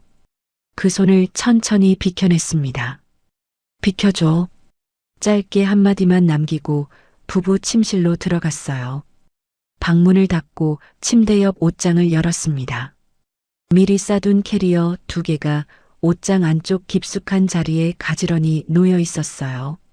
박 변호사를 만나고 온 그날부터 조금씩 챙겨 넣어둔 짐이었습니다. 캐리어를 꺼내 침대 옆에 세웠어요. 화장대 서랍을 열어 친정엄마가 보내주신 비법 양념통을 청가방에 옮겨 담았습니다. 마지막으로 옷장 아래 칸에 숨겨둔 10년치 시집살이 일기 노트를 모두 꺼냈어요. 노트들을 캐리어 안쪽에 차곡차곡 쌓아 넣었습니다. 캐리어 손잡이를 잡고 침실 문을 열었어요. 거실에서 남편이 소파에 주저앉아 있었습니다. 남편이 고개를 들어 캐리어를 보자 자리에서 천천히 일어났어요. 미정아, 너 진짜 가는 거야? 남편의 목소리가 떨렸습니다. 캐리어 손잡이를 꼭 쥔 채 남편을 한번 바라봤어요. 여보, 잘 지내. 짧게 한마디만 남기고 거실을 가로질렀습니다. 캐리어 바퀴 소리가 거실 마룻바닥을 따라 또르륵 굴러갔어요. 안방 문 안쪽에서 시어머니가 시이모에게 뭐라고 떠드는 소리가 새어나왔습니다. 소리를 한 귀로 흘려보내며 계단을 한 칸씩 내려갔어요. 1층 가게 안을 가로질렀습니다. 10년 동안 매일 새벽 5시에 들어서던 주방을 마지막으로 한번 돌아봤어요. 멸치 육수 솥이 가스불 위에 그대로 올려져 있었습니다. 수도꼭지에서는 잠그지 않은 물이 또르륵 떨어지고 있었어요. 수도꼭지를 잠그고 가게 문을 열었습니다. 가게 앞 길가에 박 변호사의 차가 비상등을 켠 채 서 있었어요. 박 변호사가 운전석에서 내려 트렁크를 열었습니다. 미정아. 박 변호사가 캐리어 손잡이를 받아들었어요. 정훈아, 고마워. 차 조수석 쪽으로 천천히 걸어갔습니다. 박 변호사가 캐리어 2개와 청가방을 트렁크에 차곡차곡 실었어요. 조수석 문에 손을 얹은 채 가게 간판을 한번 올려다봤습니다. 10년 세월이 머릿속에서 빠르게 지나갔어요. 새벽 5시의 멸치 육수 냄새, 박할머니의 따뜻한 손, 시어머니의 폭언, 카운터 안쪽 시이모의 비웃음, 명품 쇼핑백을 양손에 든 아가씨의 그림자까지 눈물은 한 방울도 흐르지 않았습니다. 조수석에 자리를 잡고 안전벨트를 맸어요. 박 변호사가 운전석에 앉아 시동을 걸었습니다. 미정아, 괜찮아? 박 변호사가 운전대를 잡으며 옆 얼굴을 살폈어요. 괜찮아. 가자. 앞을 바라본 채 짧게 대답했습니다. 차가 천천히 가게 앞길가를 빠져나갔어요. 박 변호사가 차를 큰 길로 올리며 조수석 옆 좌석 위에 놓아둔 서류 봉투 하나를 손짓으로 가리켰습니다. 미정아, 그거 좀 열어봐. 박 변호사가 잠시 신호에 멈추며 말했어요. 서류 봉투를 무릎 위에 올리고 봉투를 열었습니다. 안에는 2호점과 3호점 사업자 등록증 사본이 가지런히 들어 있었어요. 그 아래에는 친정과의 양념 공급 계약서 사본이 있었습니다. 그리고 맨 아래에 두툼한 종이 묶음 하나가 더 들어 있었어요. 이혼 소장 초안이라고 표지에 적혀 있었습니다. 종이 묶음을 손으로 한번 쓸어봤어요. 준비 다 됐어. 너만 결심하면 돼. 박 변호사가 신호가 바뀌자 다시 차를 출발시켰습니다. 서류 봉투를 무릎 위에 가지런히 올려놓고 정면을 바라봤어요. 차창 밖으로 익숙한 동네 골목들이 하나씩 멀어졌습니다. 그 시각 시댁 안방에서는 시어머니가 시이모와 마주 앉아 깔깔 웃고 있었다는 사실을 며칠 뒤 본점 주방 이모를 통해 전해 듣게 됩니다. 그년이 순순히 나갔네. 역시 사람은 돈이 최고지. 시어머니가 시이모의 어깨를 두드리며 웃었다고 했어요. 남편은 거실 소파에 앉아 휴대폰만 만지작거리고 있었다고 했습니다. 저녁 무렵 친정집 앞에 차가 멈췄어요. 박 변호사가 트렁크에서 캐리어를 꺼내 친정집 마당 안쪽까지 옮겨줬습니다. 친정엄마가 부엌문 앞에 행주를 쥔 채 서 계셨어요. 친정 오빠도 안채에서 천천히 마당으로 내려왔습니다. 엄마. 캐리어 손잡이에서 손을 떼며 친정엄마 쪽으로 걸어갔어요. 친정엄마가 두 팔을 벌려 어깨를 안아주셨습니다. 잘 왔다, 우리 미정이. 친정엄마의 손이 등을 천천히 토닥였어요. 오랫동안 참아왔던 한숨이 깊은 곳에서 빠져나왔습니다. 저녁 식탁에 친정엄마와 친정오빠가 마주 앉았어요. 핸드백 안쪽에서 1,000만 원짜리 수표를 꺼내 식탁 위에 가만히 올려놓았습니다. 수표 한 장이 식탁 한가운데에 가지런히 놓였어요. 친정엄마와 친정오빠가 동시에 수표를 내려다봤습니다. 엄마, 오빠. 두 사람을 차례로 바라봤어요. 이 돈은 시댁 일이 다 정리되는 마지막 순간까지 한 푼도 안 쓸 거야. 그리고 의미 있는 곳에 돌려놓을 거야. 목소리가 차분하게 가라앉아 있었습니다. 친정엄마가 식탁 위에 놓인 손을 가만히 잡아주셨어요. 친정오빠가 깊게 한숨을 내쉬며 고개를 끄덕였습니다. 수표를 다시 핸드백 안쪽 깊숙한 칸에 천천히 넣었어요. 오늘 밤은 10년 만에 처음으로 친정집 안방에서 잠을 청하게 됐습니다. 친정집에서 잠을 청한 지 사흘째 되는 날이었습니다. 새벽 5시 몸에 밴 습관대로 눈이 저절로 떠졌어요. 천장을 잠시 바라보다 이불을 끌어올리고 다시 눈을 감았습니다. 오늘 새벽엔 가락시장에 갈 필요가 없었어요. 같은 시각 시댁 백반집 본점 주방은 텅 비어 있었다는 사실을 나중에 박 할머니의 입을 통해 자세히 듣게 됩니다. 평소 같으면 멸치 육수 솥이 가스불 위에서 보글거리고 있어야 할 시간이었어요. 주방 형광등도 켜지지 않은 채 어둠 속에 잠겨 있었습니다. 8시가 다 되어서야 시어머니가 잠옷바람으로 1층 주방으로 내려왔어요. 미정아, 미정아. 시어머니가 텅 빈 주방을 둘러보며 며느리를 불렀습니다. 가게 안에는 아무 대답도 돌아오지 않았어요. 시어머니가 카운터를 한 바퀴 돌고 화장실 문도 열어봤습니다. 2시가, 빨리 내려와. 시어머니가 2층으로 올라가는 계단에 대고 외쳤어요. 남편이 잠옷바람으로 머리를 극적이며 내려왔습니다. 왜 엄마? 남편이 졸린 눈으로 두리번거렸어요. 미정이가 안 보여. 미정이 어디 갔어? 시어머니가 카운터를 손바닥으로 두드리며 목소리를 높였습니다. 엄마가 어제 그 수표 던지고 나가라고 했잖아.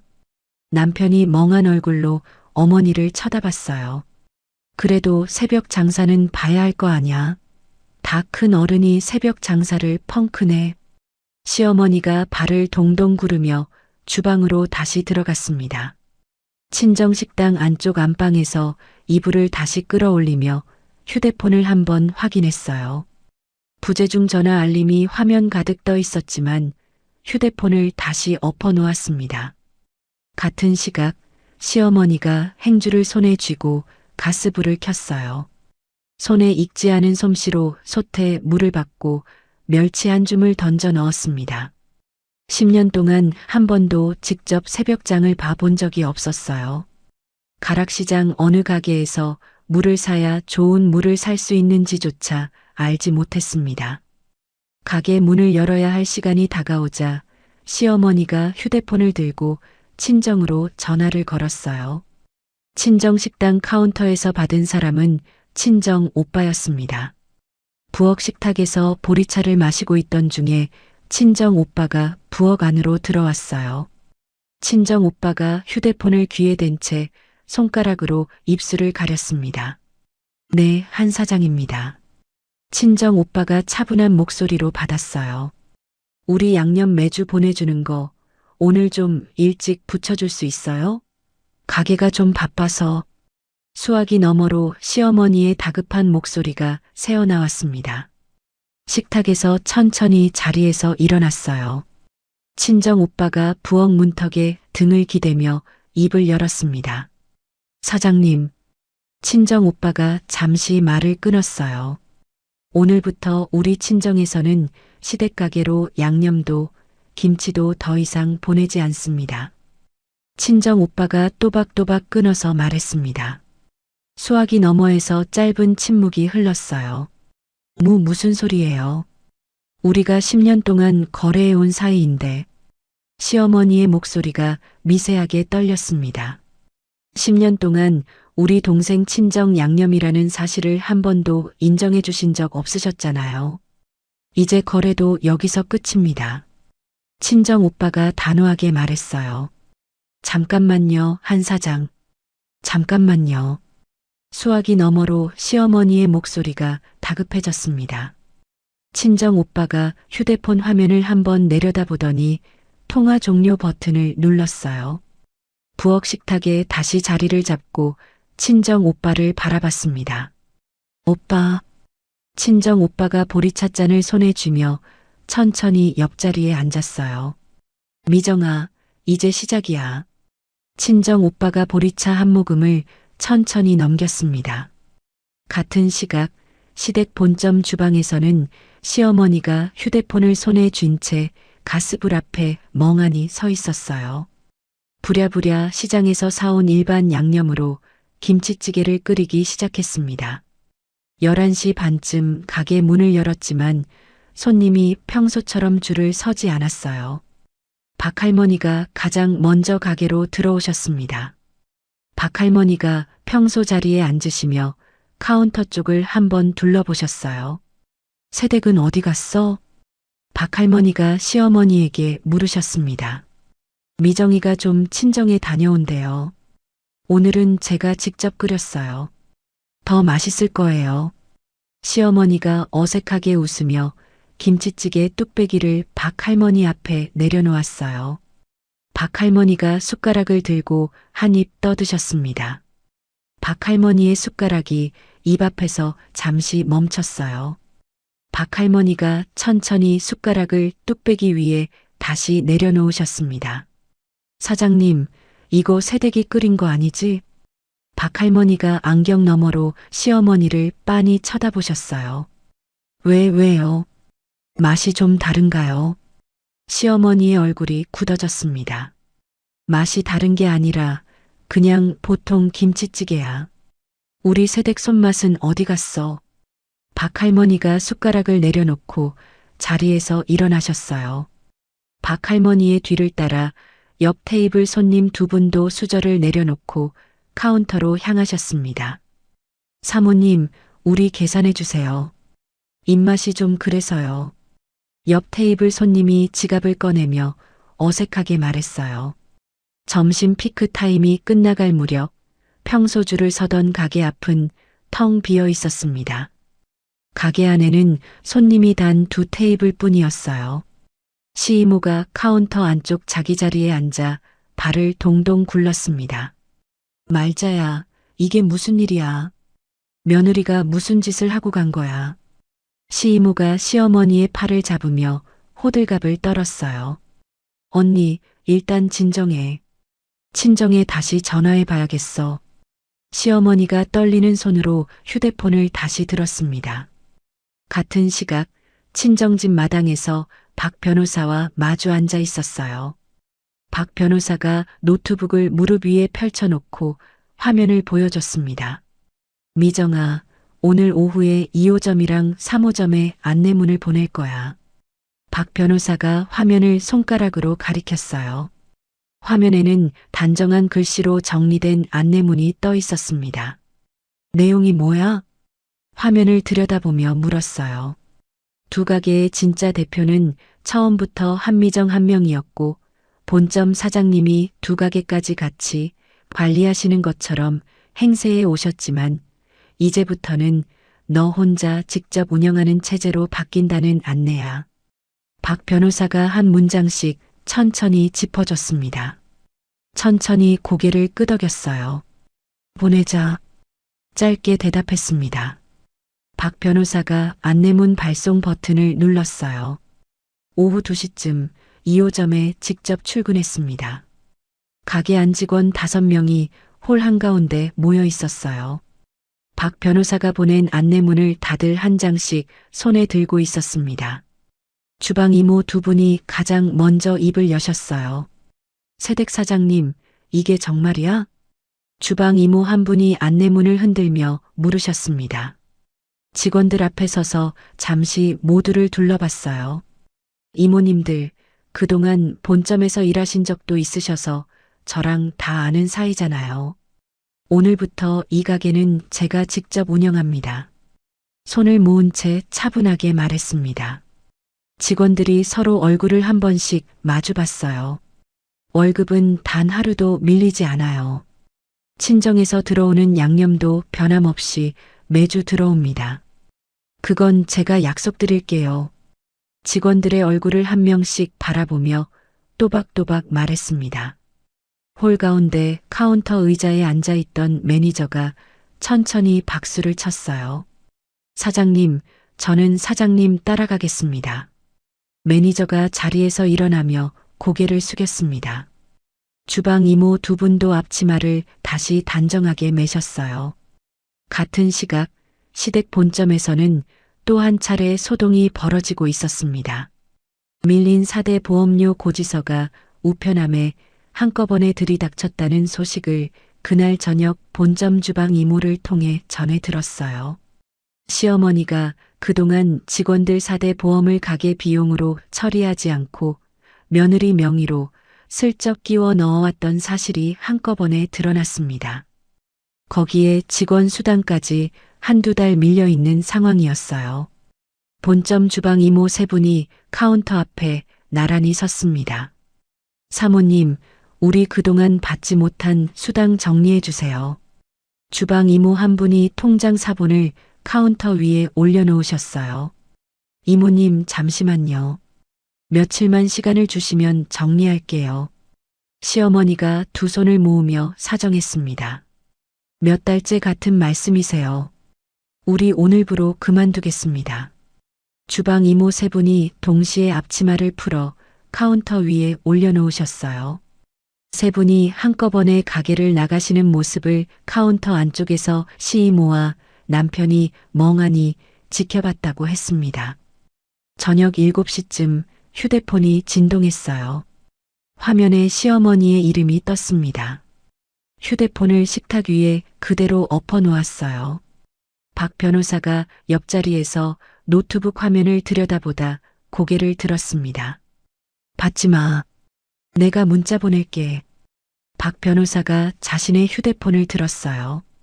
박 변호사가 시어머니에게 문자 한 통을 보냈습니다. 앞으로 며느님에 관한 모든 연락은 법적 대리인인 저에게 직접 해주시기 바랍니다. 박 변호사가 보낸 문자를 화면으로 보여줬어요. 그 시각 시댁 거실에서는 시어머니가 휴대폰을 손에 쥔 채 거실 소파에 주저앉았다는 사실을 며칠 뒤 본점에서 일했던 매니저를 통해 전해 들었습니다. 시이모가 옆에서 머리를 싸매고 있었고 남편은 거실 한쪽 구석에서 손바닥으로 얼굴을 감싸고 있었어요. 아가씨가 그 옆에서 다리를 꼬고 앉아 한마디를 보탰다고 했습니다. 엄마, 그럼 내 카드값은 어떻게 되는 거야? 다음 주가 결제일인데. 아가씨가 휴대폰을 만지작거리며 입을 삐죽거렸어요. 시어머니가 그제야 아가씨를 향해 손바닥을 들었다고 했습니다. 이년아, 지금 카드값이 문제야. 가게가 망하게 생겼어. 시어머니가 처음으로 막내딸에게 소리를 질렀다는 이야기를 들었어요. 친정집 부엌 식탁에서 박 변호사와 마주 앉아 있었습니다. 박 변호사가 노트북 옆에 두툼한 서류 봉투를 하나 올려놓았어요. 미정아, 다음 단계 준비됐어. 박 변호사가 봉투에서 종이 묶음을 꺼냈습니다. 이게 뭐야? 종이 묶음을 들여다봤어요. 시어머니가 가게 매출에서 빼돌려서 만든 비자금 통장 자료랑 시이모 이름으로 슬쩍 만들어둔 차명 계좌 자료야. 이걸 관할 세무서에 정식으로 제보 접수할 거야. 박 변호사가 종이 묶음 위에 도장이 들어갈 자리를 손가락으로 짚었습니다. 도장이 들어있는 작은 함을 가방에서 꺼냈어요. 천천히 도장에 인주를 묻혔습니다. 서류 위에 도장을 또박또박 찍어 내려갔어요. 도장 자국이 종이 위에 선명하게 새겨졌습니다. 박 변호사가 서류를 봉투 안에 다시 정리해 넣었어요. 내일 아침 첫 시간에 접수할게. 박 변호사가 봉투를 가방 안쪽 깊숙한 칸에 챙겨 넣었습니다.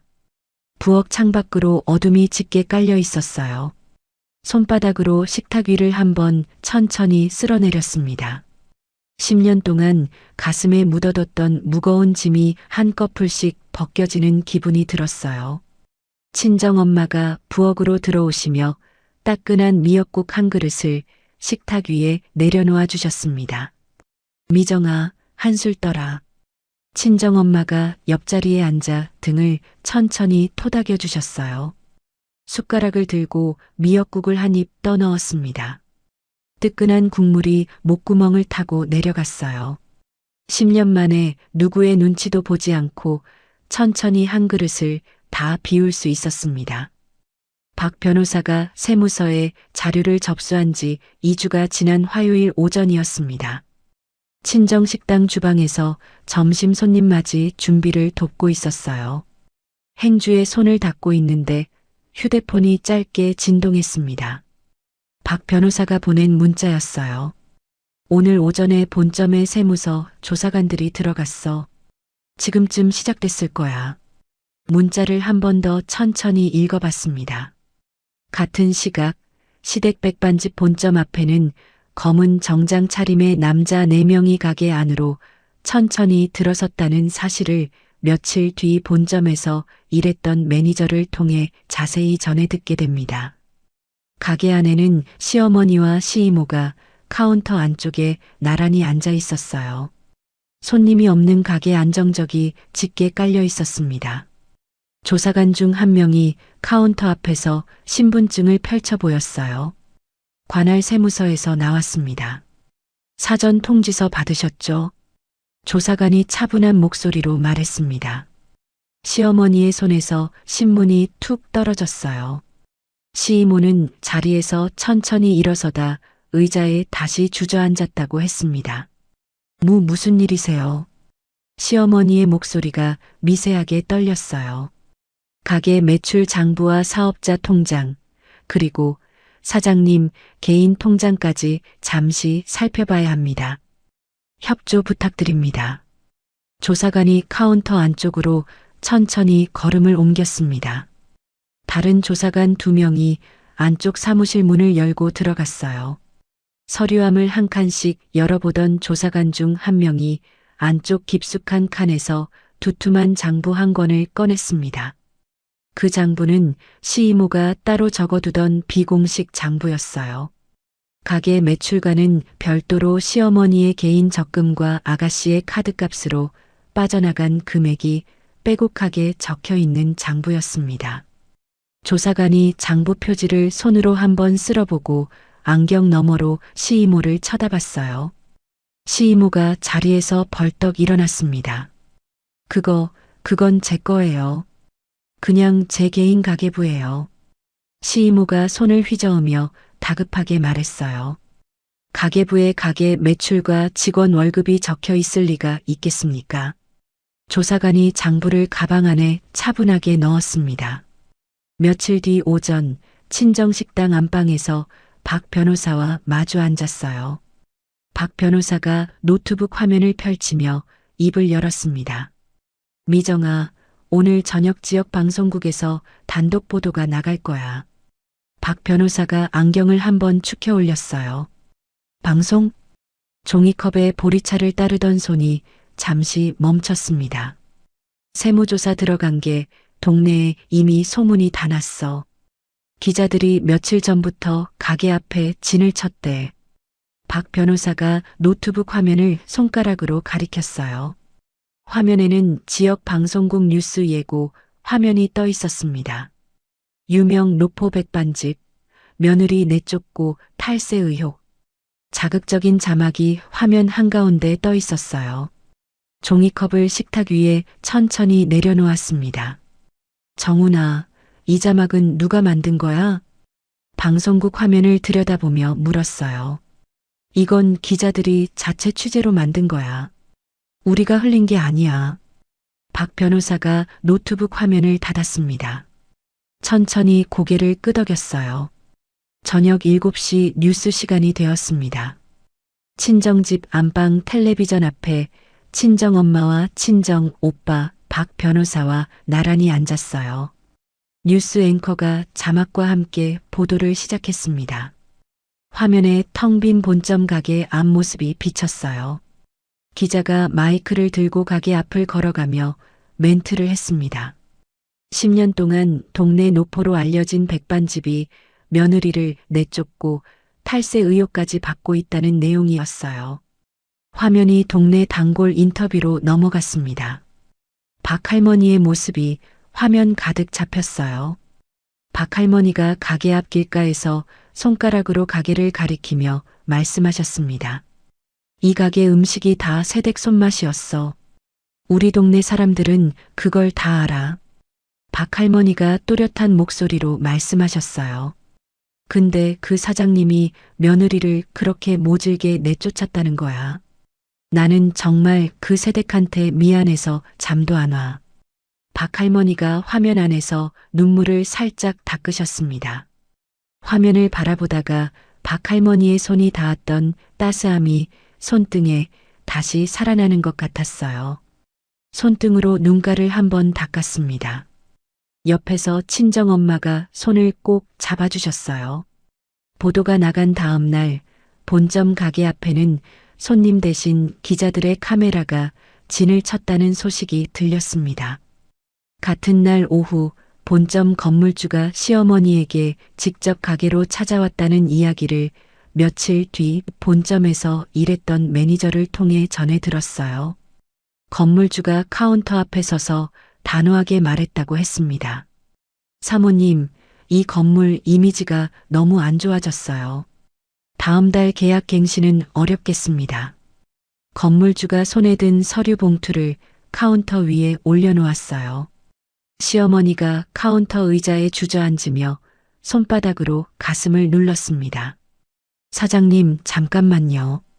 우리가 10년을 이 건물에서 장사한 사이인데. 시어머니가 떨리는 목소리로 매달렸어요. 그리고 한 가지 더, 가게 임대 보증인 말입니다. 건물주가 서류 한 장을 시어머니 앞으로 밀었습니다. 서류 위에는 보증인 칸에 한 사람의 이름이 또렷하게 적혀 있었어요. 친정 오빠의 이름이었습니다. 시어머니가 그제야 무릎이 풀렸다고 했어요. 10년 전 가게를 처음 임대할 때 시어머니가 어렵다며 매달려서 친정 오빠가 호의로 보증인 칸에 이름을 올려줬던 일이 있었습니다. 그 사실을 시어머니는 까맣게 잊고 살아왔어요. 이제 그 보증인이 친정 오빠라는 사실은 가게가 망하는 순간 모든 책임이 다시 시어머니 본인에게 돌아오게 만드는 결정적 장치가 되어 있었습니다. 같은 시각 친정집 마당에서 친정 오빠가 휴대폰을 손에 쥔 채 천천히 걷고 있었어요. 마당 한쪽 평상에 앉아 친정 오빠를 바라봤습니다. 오빠. 친정 오빠가 평상 옆에 자리를 잡고 앉았어요. 방금 건물주한테 전화 받았다. 이제 보증인 자리에서 빠지겠다고 정식으로 통보했어. 친정 오빠가 휴대폰을 평상 위에 내려놓았습니다. 고마워, 오빠. 친정 오빠의 어깨에 머리를 잠시 기댔어요. 며칠 뒤 아가씨에 관한 소식이 동네 미용실을 통해 친정 식당으로 흘러들어왔다는 이야기를 친정엄마가 전해주셨습니다. 아가씨가 단골 백화점 명품관에서 새 가방 하나를 골라 들고 카운터로 향했다고 했어요. 직원이 카드를 단말기에 한 번 긁고 2번 긁었습니다. 손님, 카드가 한도 초과로 결제가 안 됩니다. 직원이 카드를 카운터 위로 다시 밀어 놓았다고 했어요. 무슨 소리예요? 다시 해보세요. 아가씨가 카운터를 손바닥으로 두드렸다고 했습니다. 한도 초과로 결제가 어렵습니다. 다른 카드 있으시면 보여주시겠어요? 직원이 차분한 목소리로 다시 말했다고 했어요. 아가씨가 백화점 한가운데서 발을 동동 굴렀다고 했습니다. 가방을 카운터 위에 던지고 손에 든 휴대폰으로 시어머니에게 전화를 걸었다고 했어요. 수화기 너머로 시어머니가 처음으로 막내딸에게 호통을 쳤다는 이야기가 본점 매니저의 입을 통해서도 들려왔습니다. 이년아, 지금 너 카드값이 문제야. 가게가 다 무너지게 생겼어. 시어머니의 목소리가 수화기 너머로 본점까지 새어나왔다고 했어요. 아가씨가 그 자리에 가방을 두고 도망치듯 백화점을 빠져나갔다고 했습니다. 같은 시각 텅 빈 본점 가게 안에서는 남편이 혼자 카운터 의자에 앉아 있었다는 사실을 며칠 뒤 우편함에 꽂힌 안내문을 본 본점 매니저를 통해 전해 들었어요. 남편이 우편함을 한번 열어 안내문 봉투를 꺼냈습니다. 봉투 겉면에 박 변호사 사무실의 직인이 찍혀 있었어요. 남편의 손이 미세하게 떨렸다고 했습니다. 봉투 안에는 가정법원의 이혼 조정 출석 통지서가 들어 있었어요. 남편이 통지서를 카운터 위에 펼쳐놓고 한참 동안 들여다봤다고 했습니다. 같은 시각 시이모가 옷가지를 가방에 챙겨 넣고 있었어요. 시이모가 시어머니와 안방에 마주 앉았다는 이야기를 본점 매니저를 통해 전해 들었습니다. 말자야, 나는 이 일과 아무 상관없는 사람이야. 장부도 네가 시켜서 쓴 거잖아. 시이모가 짐 가방 손잡이를 잡으며 시어머니를 외면했어요. 언니, 지금 무슨 소리야? 언니가 그동안 가게에서 얼마나 챙겨갔는지 모르는 사람이 어딨어. 시어머니가 시이모의 옷자락을 잡았습니다. 내가 받은 거? 그건 다 네가 시켜서 받은 거지. 나는 책임 없어. 시이모가 시어머니의 손을 뿌리치며 안방 문을 열고 나갔어요. 시이모가 짐 가방을 끌고 시댁 현관문을 나설 때 뒤도 한번 돌아보지 않았다고 했습니다. 같은 시각 2호점에서는 점심 손님이 가게 앞에 길게 줄을 서기 시작했어요. 가게 입구새로 다 높이 엔 팻말 아래로 박 할머니가 가장 먼저 자리를 잡으셨습니다. 박 할머니가 가게 안으로 들어오시며 두 손을 활짝 벌리셨어요. 새댁 사장님, 우리 사장님. 박 할머니가 손을 꼭 잡아주셨습니다. 할머니, 와주셔서 정말 감사해요. 박 할머니의 손을 마주 잡으며 미소를 지었어요. 여기가 진짜 며느리 손맛이래. 동네 어르신들이 다 그러더라고. 박 할머니가 활짝 웃으시며 평소 자리로 가셨습니다. 박 할머니의 뒤를 이어 본점 옛 단골 어르신들이 한 분씩 가게로 들어오셨어요. 홀이 금세 손님으로 가득 찼습니다. 주방에서 멸치 육수를 다시 끓이며 가스불을 올렸어요. 10년 동안 새벽 5시에 켜던 그 불이었습니다. 이제는 누구의 가게도 아닌 직접 운영하는 가게의 가스불이었어요. 첫 주 매출이 본점 전성기의 2배를 찍었다는 사실을 그 주 토요일 박 변호사가 정산표를 펼쳐 보여주며 알려줬습니다. 토요일 저녁 가게 마감을 마치고 친정집으로 돌아왔어요. 손을 씻고 부엌으로 들어가는데 휴대폰이 진동했습니다. 화면에 시어머니의 이름이 떴어요. 이번에는 부재중 전화가 아니라 음성 메시지였습니다. 휴대폰을 식탁 위에 올려놓고 잠시 바라봤어요.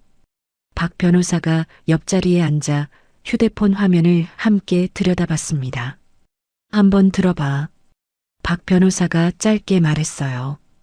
음성 메시지 재생 버튼을 천천히 눌렀습니다. 수화기 너머로 시어머니의 떨리는 목소리가 흘러나왔어요. 미정아, 어머니가 잘못했다.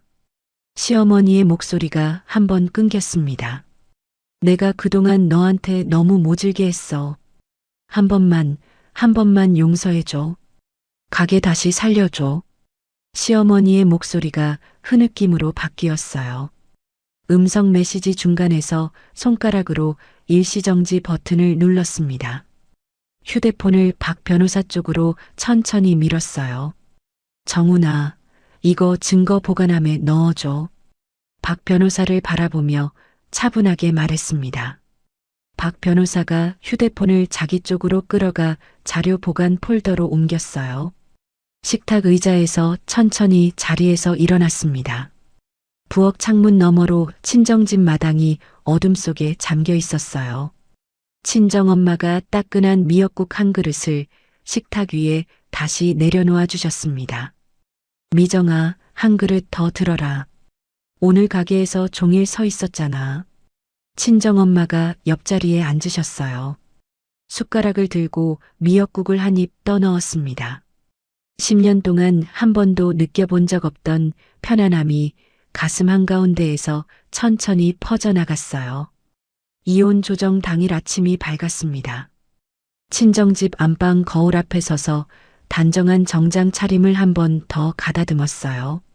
머리를 단정하게 빗어넘기고 옅은 색 입술을 살짝 발랐습니다. 친정엄마가 안방 문을 열고 들어오셨어요. 미정아, 준비 다 됐어? 친정엄마가 어깨에 두 손을 가만히 얹어주셨습니다. 응, 엄마. 거울 속 친정엄마의 눈과 마주쳤어요. 우리 미정이 오늘 잘 다녀와라. 친정엄마가 등을 천천히 토닥여 주셨습니다. 가정법원 앞에 박 변호사의 차가 도착했어요. 차에서 내려 법원 정문을 향해 천천히 걸음을 옮겼습니다. 박 변호사가 옆에서 두툼한 서류 가방을 들고 따라왔어요. 조정실 앞 복도 의자에 박 변호사와 나란히 앉았습니다. 박 변호사가 가방에서 두툼한 파일을 꺼내 무릎 위에 펼쳤어요. 미정아, 마지막으로 한 번만 더 확인하자. 박 변호사가 파일을 한 장씩 천천히 넘겼습니다.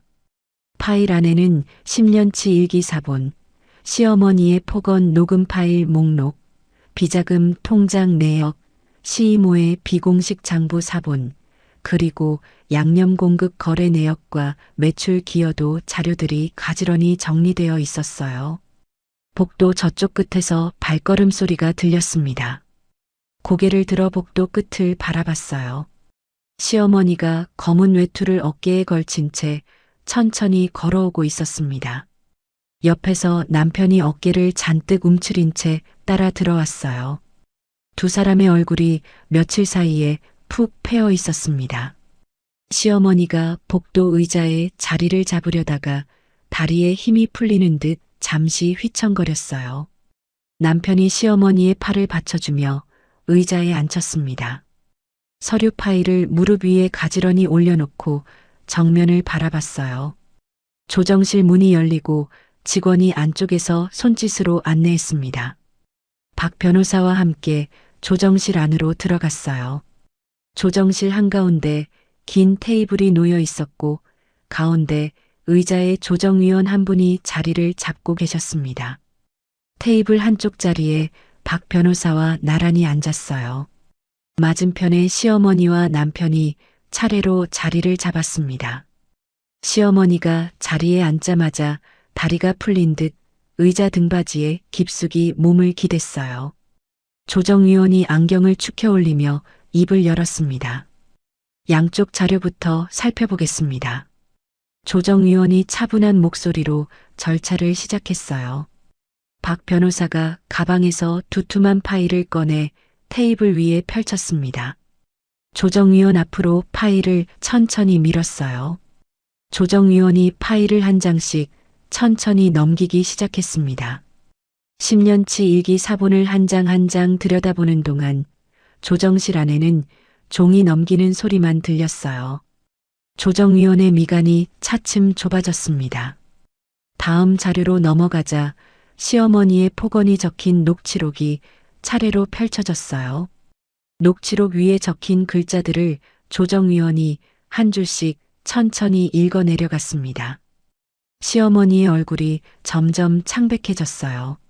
손가락으로 테이블 모서리를 자꾸 만지작거렸습니다.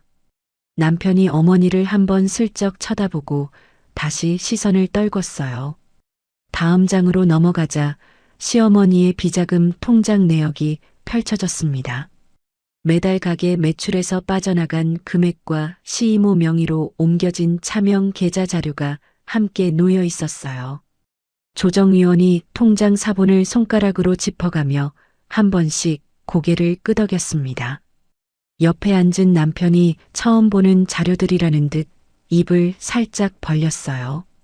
남편이 두 손으로 얼굴을 천천히 감쌌습니다. 엄마. 남편이 작게 입을 우물거렸어요. 시어머니가 남편 쪽으로 손을 뻗었지만 남편이 그 손을 슬며시 비켜냈습니다. 조정위원이 파일의 마지막 장을 덮으며 안경을 콧잔등 위로 한 번 더 밀어 올렸어요. 한미정 씨, 요구사항을 정리해서 말씀해 주시겠어요? 조정위원이 펜과 종이를 앞에 놓고 입을 열었습니다. 두 손을 무릎 위에서 가지런히 모았어요. 위자료는 받지 않겠습니다. 조정위원을 정면으로 바라보며 또박또박 말했습니다. 시어머니의 고개가 천천히 들렸어요. 위자료는 안 받는 대신 두 가지만 정리해 주시면 좋겠습니다. 차분한 목소리로 말을 이었습니다. 첫째, 본점에서 친정에서 보내는 양념과 김치를 더 이상 쓰지 않도록 정리해 주세요.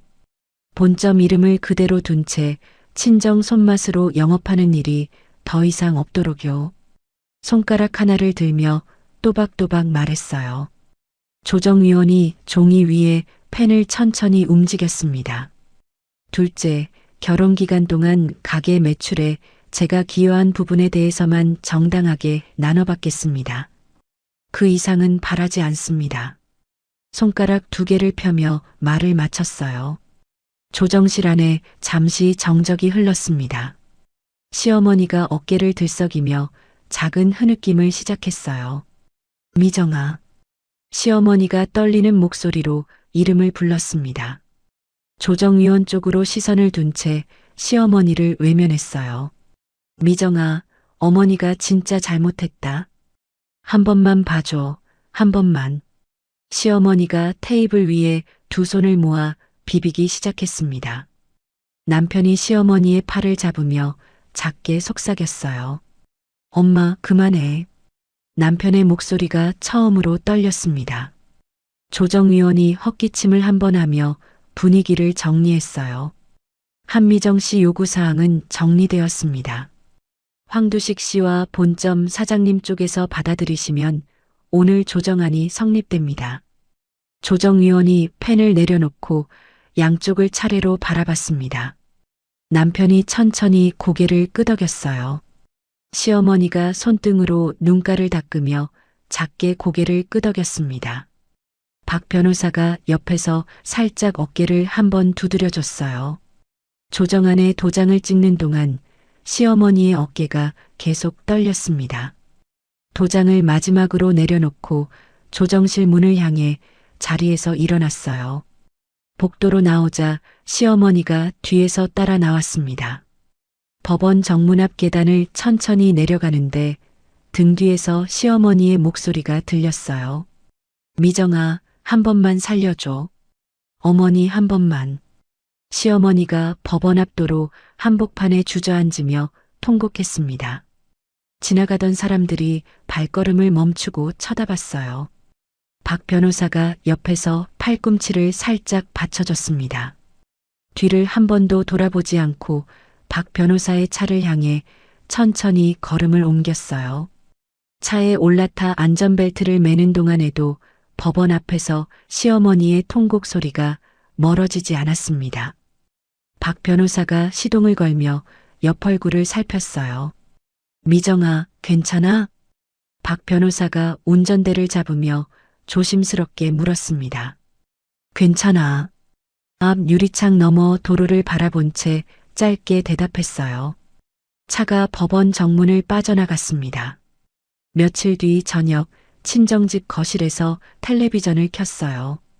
지역 뉴스 시간이었습니다. 화면 아래쪽에 자막이 또렷하게 떠올랐어요.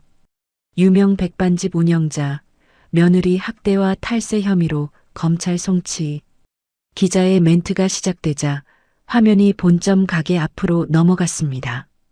가게 셔터가 굳게 내려와 있었어요. 기자가 마이크를 들고 동네 어르신들에게 인터뷰를 청했습니다. 박 할머니의 모습이 다시 화면에 잡혔어요. 이 가게 음식 다 새대기 한 거야.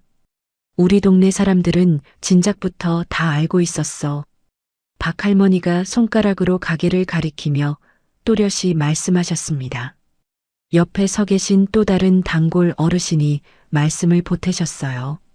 새댁이 진짜 천사였어. 우리 한 번도 새댁한테 짜증내는 거 본 적 없어. 어르신이 두 손을 모으며 말씀하셨습니다.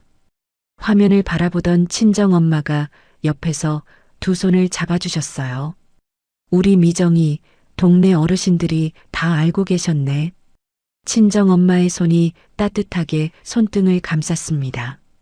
같은 시각 동네 어느 골목 모퉁이 작은 카페에서는 아가씨가 친구들에게 외면당하고 있다는 이야기를 박 할머니가 며칠 뒤 가게에 들르시며 전해주셨어요.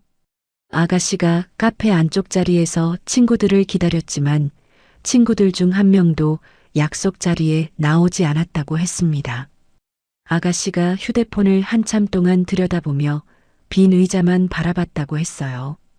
같은 시각 중고 거래 앱에는 아가씨가 가지고 있던 명품 가방들이 한 번에 5개씩 헐값으로 올라왔다고 했습니다. 시이모는 친척 집에서도 환영받지 못한 채 연락을 끊고 어디로 갔는지 행방조차 알 수 없게 되었다고 했어요. 며칠 뒤 본점에서 일했던 매니저가 친정집으로 전화를 걸어왔습니다. 매니저가 수화기 너머로 조심스럽게 입을 열었어요. 사장님, 어제 가게에 잠깐 들렀는데요. 매니저가 잠시 말을 멈췄습니다. 무슨 일 있었어요? 부엌 식탁 의자에 앉아 휴대폰을 귀에 댔어요.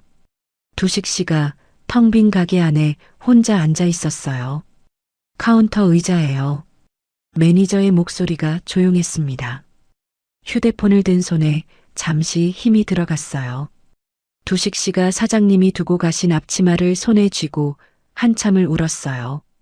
저도 그 모습 보고 그냥 가게 문 닫고 나왔어요. 매니저가 말을 마쳤습니다. 천천히 휴대폰을 식탁 위에 내려놓았어요. 부엌 창밖으로 저녁 햇살이 비스듬히 들어왔습니다. 10년 동안 한 번도 어머니 편을 벗어나지 못했던 남편이 이제야 자신이 무엇을 잃었는지 깨달았다는 사실이 가슴 한 켠을 묵직하게 누르고 지나갔어요. 같은 날 저녁 친정집 식탁 위에 1,000만 원짜리 수표를 다시 꺼내 올려놓았습니다. 수표가 식탁 한가운데에 가지런히 놓였어요. 박 변호사가 식탁 맞은편 자리에 앉았습니다. 친정엄마와 친정오빠도 옆자리에 자리를 잡으셨어요. 정훈아. 박 변호사를 정면으로 바라봤습니다. 응, 미정아. 박 변호사가 종이컵을 손에 쥐며 고개를 들었어요.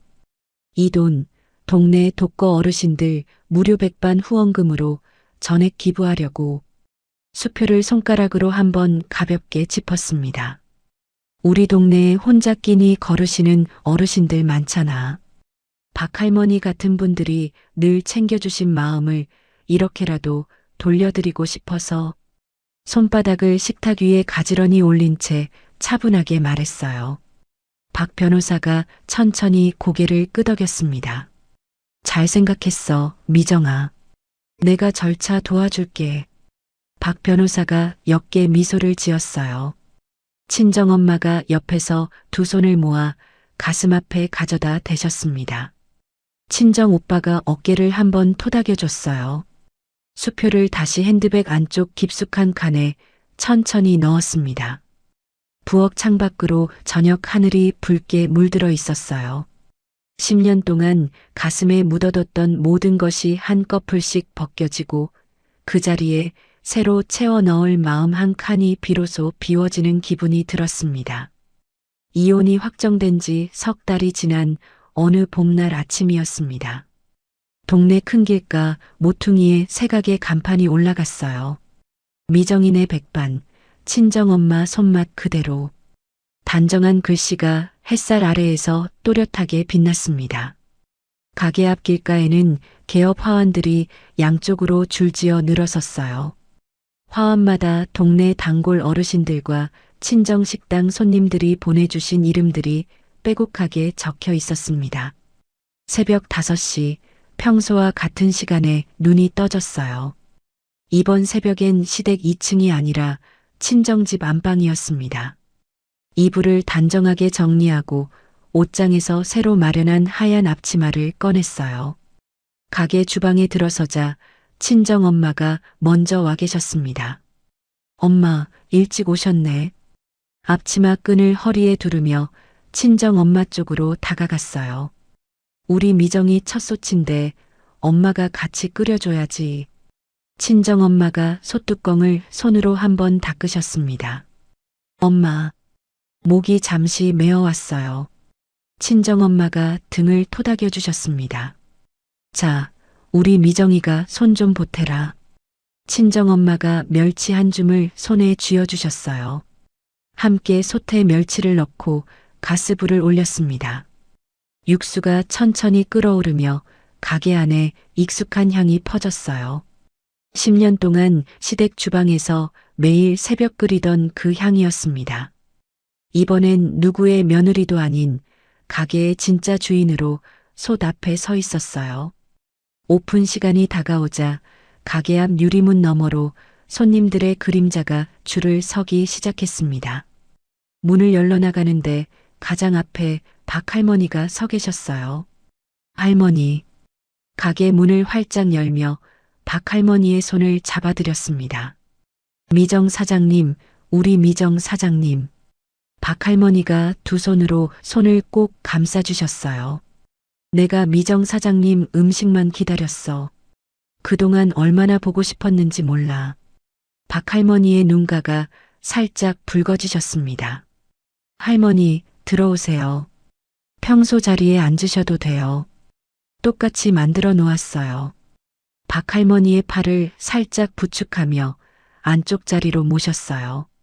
박 할머니의 뒤를 이어 본점 시절 단골 어르신들이 한 분씩 가게 안으로 들어오셨습니다. 홀이 금세 손님들로 가득 찼어요. 점심 피크 타임이 되자 가게는 발 디딜 틈이 없을 정도로 붐볐습니다. 카운터 안쪽에는 친정 오빠가 손님들을 안내하며 자리를 정리하고 있었어요. 주방 한쪽에서는 친정 엄마가 김치를 다듬고 계셨습니다. 박 변호사도 가게 입구 쪽 자리에 첫 손님으로 자리를 잡고 앉아 있었어요. 박 변호사 앞에 따끈한 김치찌개 한 상을 직접 차려 가져갔습니다. 정훈아, 천천히 드셔. 상을 내려놓으며 작게 말했어요. 미정아. 박 변호사가 숟가락을 들기 전에 잠시 손을 멈췄습니다. 드디어 가게 열었네. 진심으로 축하해. 박 변호사가 옅게 미소를 지었어요. 고마워. 정훈이가 없었으면 여기까지 오지도 못했어. 상 모서리를 손가락으로 가만히 매만지며 답했습니다. 박 변호사가 첫 숟가락을 떠입에 넣었어요. 박 변호사의 얼굴에 천천히 미소가 번졌습니다. 역시 미정이 손맛이네. 박 변호사가 천천히 한 그릇을 비워갔어요. 오후 3시 점심 피크 타임이 끝나고 잠시 한숨을 돌렸습니다. 홀 한쪽 벽에 걸어둔 작은 액자를 올려다봤어요. 친정엄마가 직접 붓으로 써주신 글씨가 액자 속에 단정하게 담겨 있었습니다. 새벽 5시의 마음을 잊지 말자. 10년 동안 시댁 주방에서 보낸 새벽들이 머릿속을 스쳐 지나갔어요.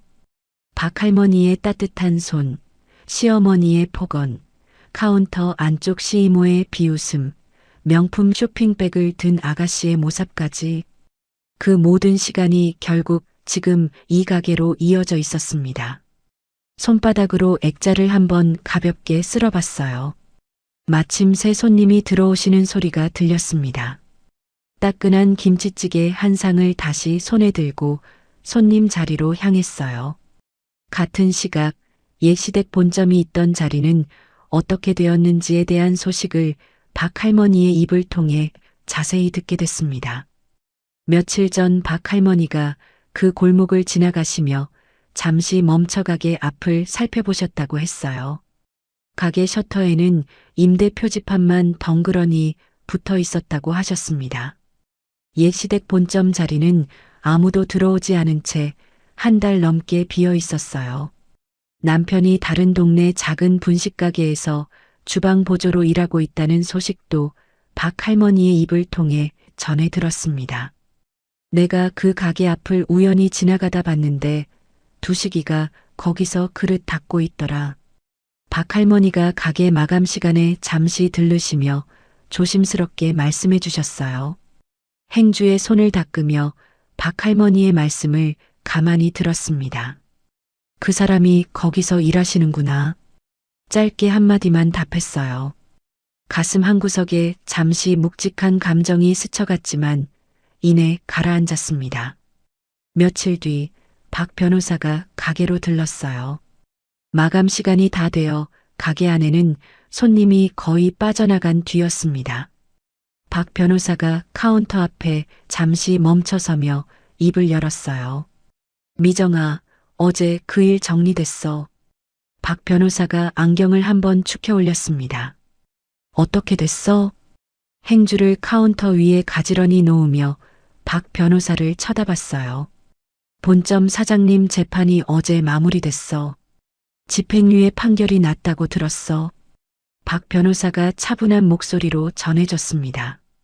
천천히 고개를 끄덕였어요. 가게가 있던 건물도 결국 세무서 추징금 때문에 경매에 넘어갔대. 살던 집에서 나와서 변두리 작은 단칸방으로 옮기셨다는 이야기도 들었어. 박 변호사가 말을 이었습니다. 행주를 손가락으로 한번 만지작거렸어요. 그래. 짧게 답하고 다시 카운터 정리를 시작했습니다. 가슴 안에서 어떤 감정의 파도도 잃지 않는 자신을 발견하며 잠시 멈췄어요. 10년 동안 가슴에 묵직하게 얹혀있던 무거운 짐이 이제는 더 이상 어디에도 없었습니다. 비로소 완전히 자유로워졌다는 사실이 가슴 한가운데에서 천천히 차오르고 있었어요. 박 변호사가 카운터 앞 의자에 천천히 앉았습니다. 미정아. 박 변호사가 카운터 위에 두 손을 모았어요. 응.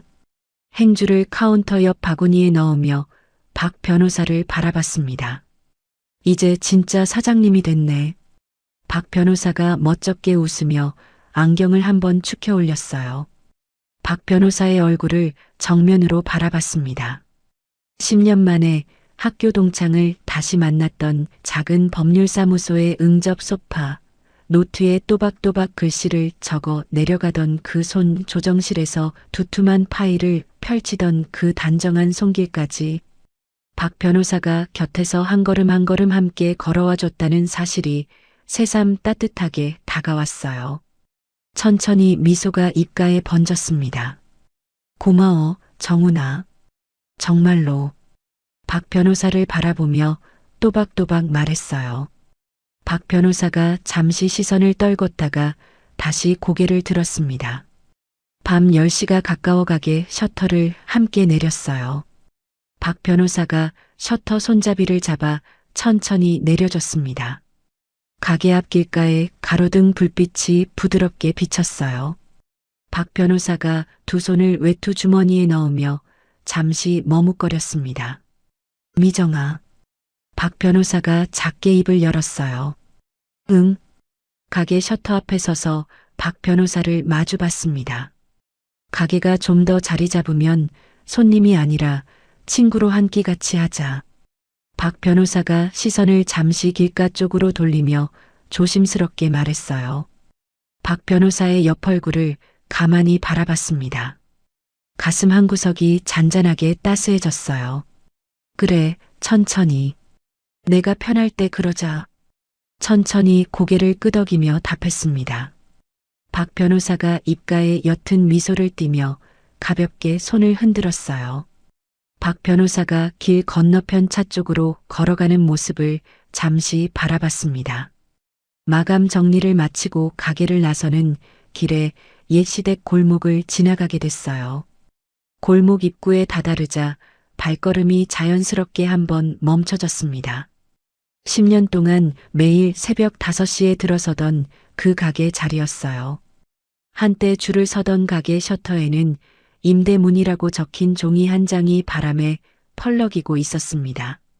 종이가 바람에 한번 들썩이며 옆으로 흔들렸어요. 손에 들고 있던 작은 비닐봉지가 가볍게 손목에 닿았습니다. 봉지 안에는 내일 새벽 친정 엄마와 함께 끓일 사골이 따뜻하게 담겨 있었어요. 손목에 묵직하게 닿는 사골의 무게가 어쩐지 든든했습니다. 옛 시댁 골목을 한번 돌아보고 다시 발걸음을 옮겼어요. 가로등 불빛이 길 위에 동그란 빛 웅덩이를 만들고 있었습니다.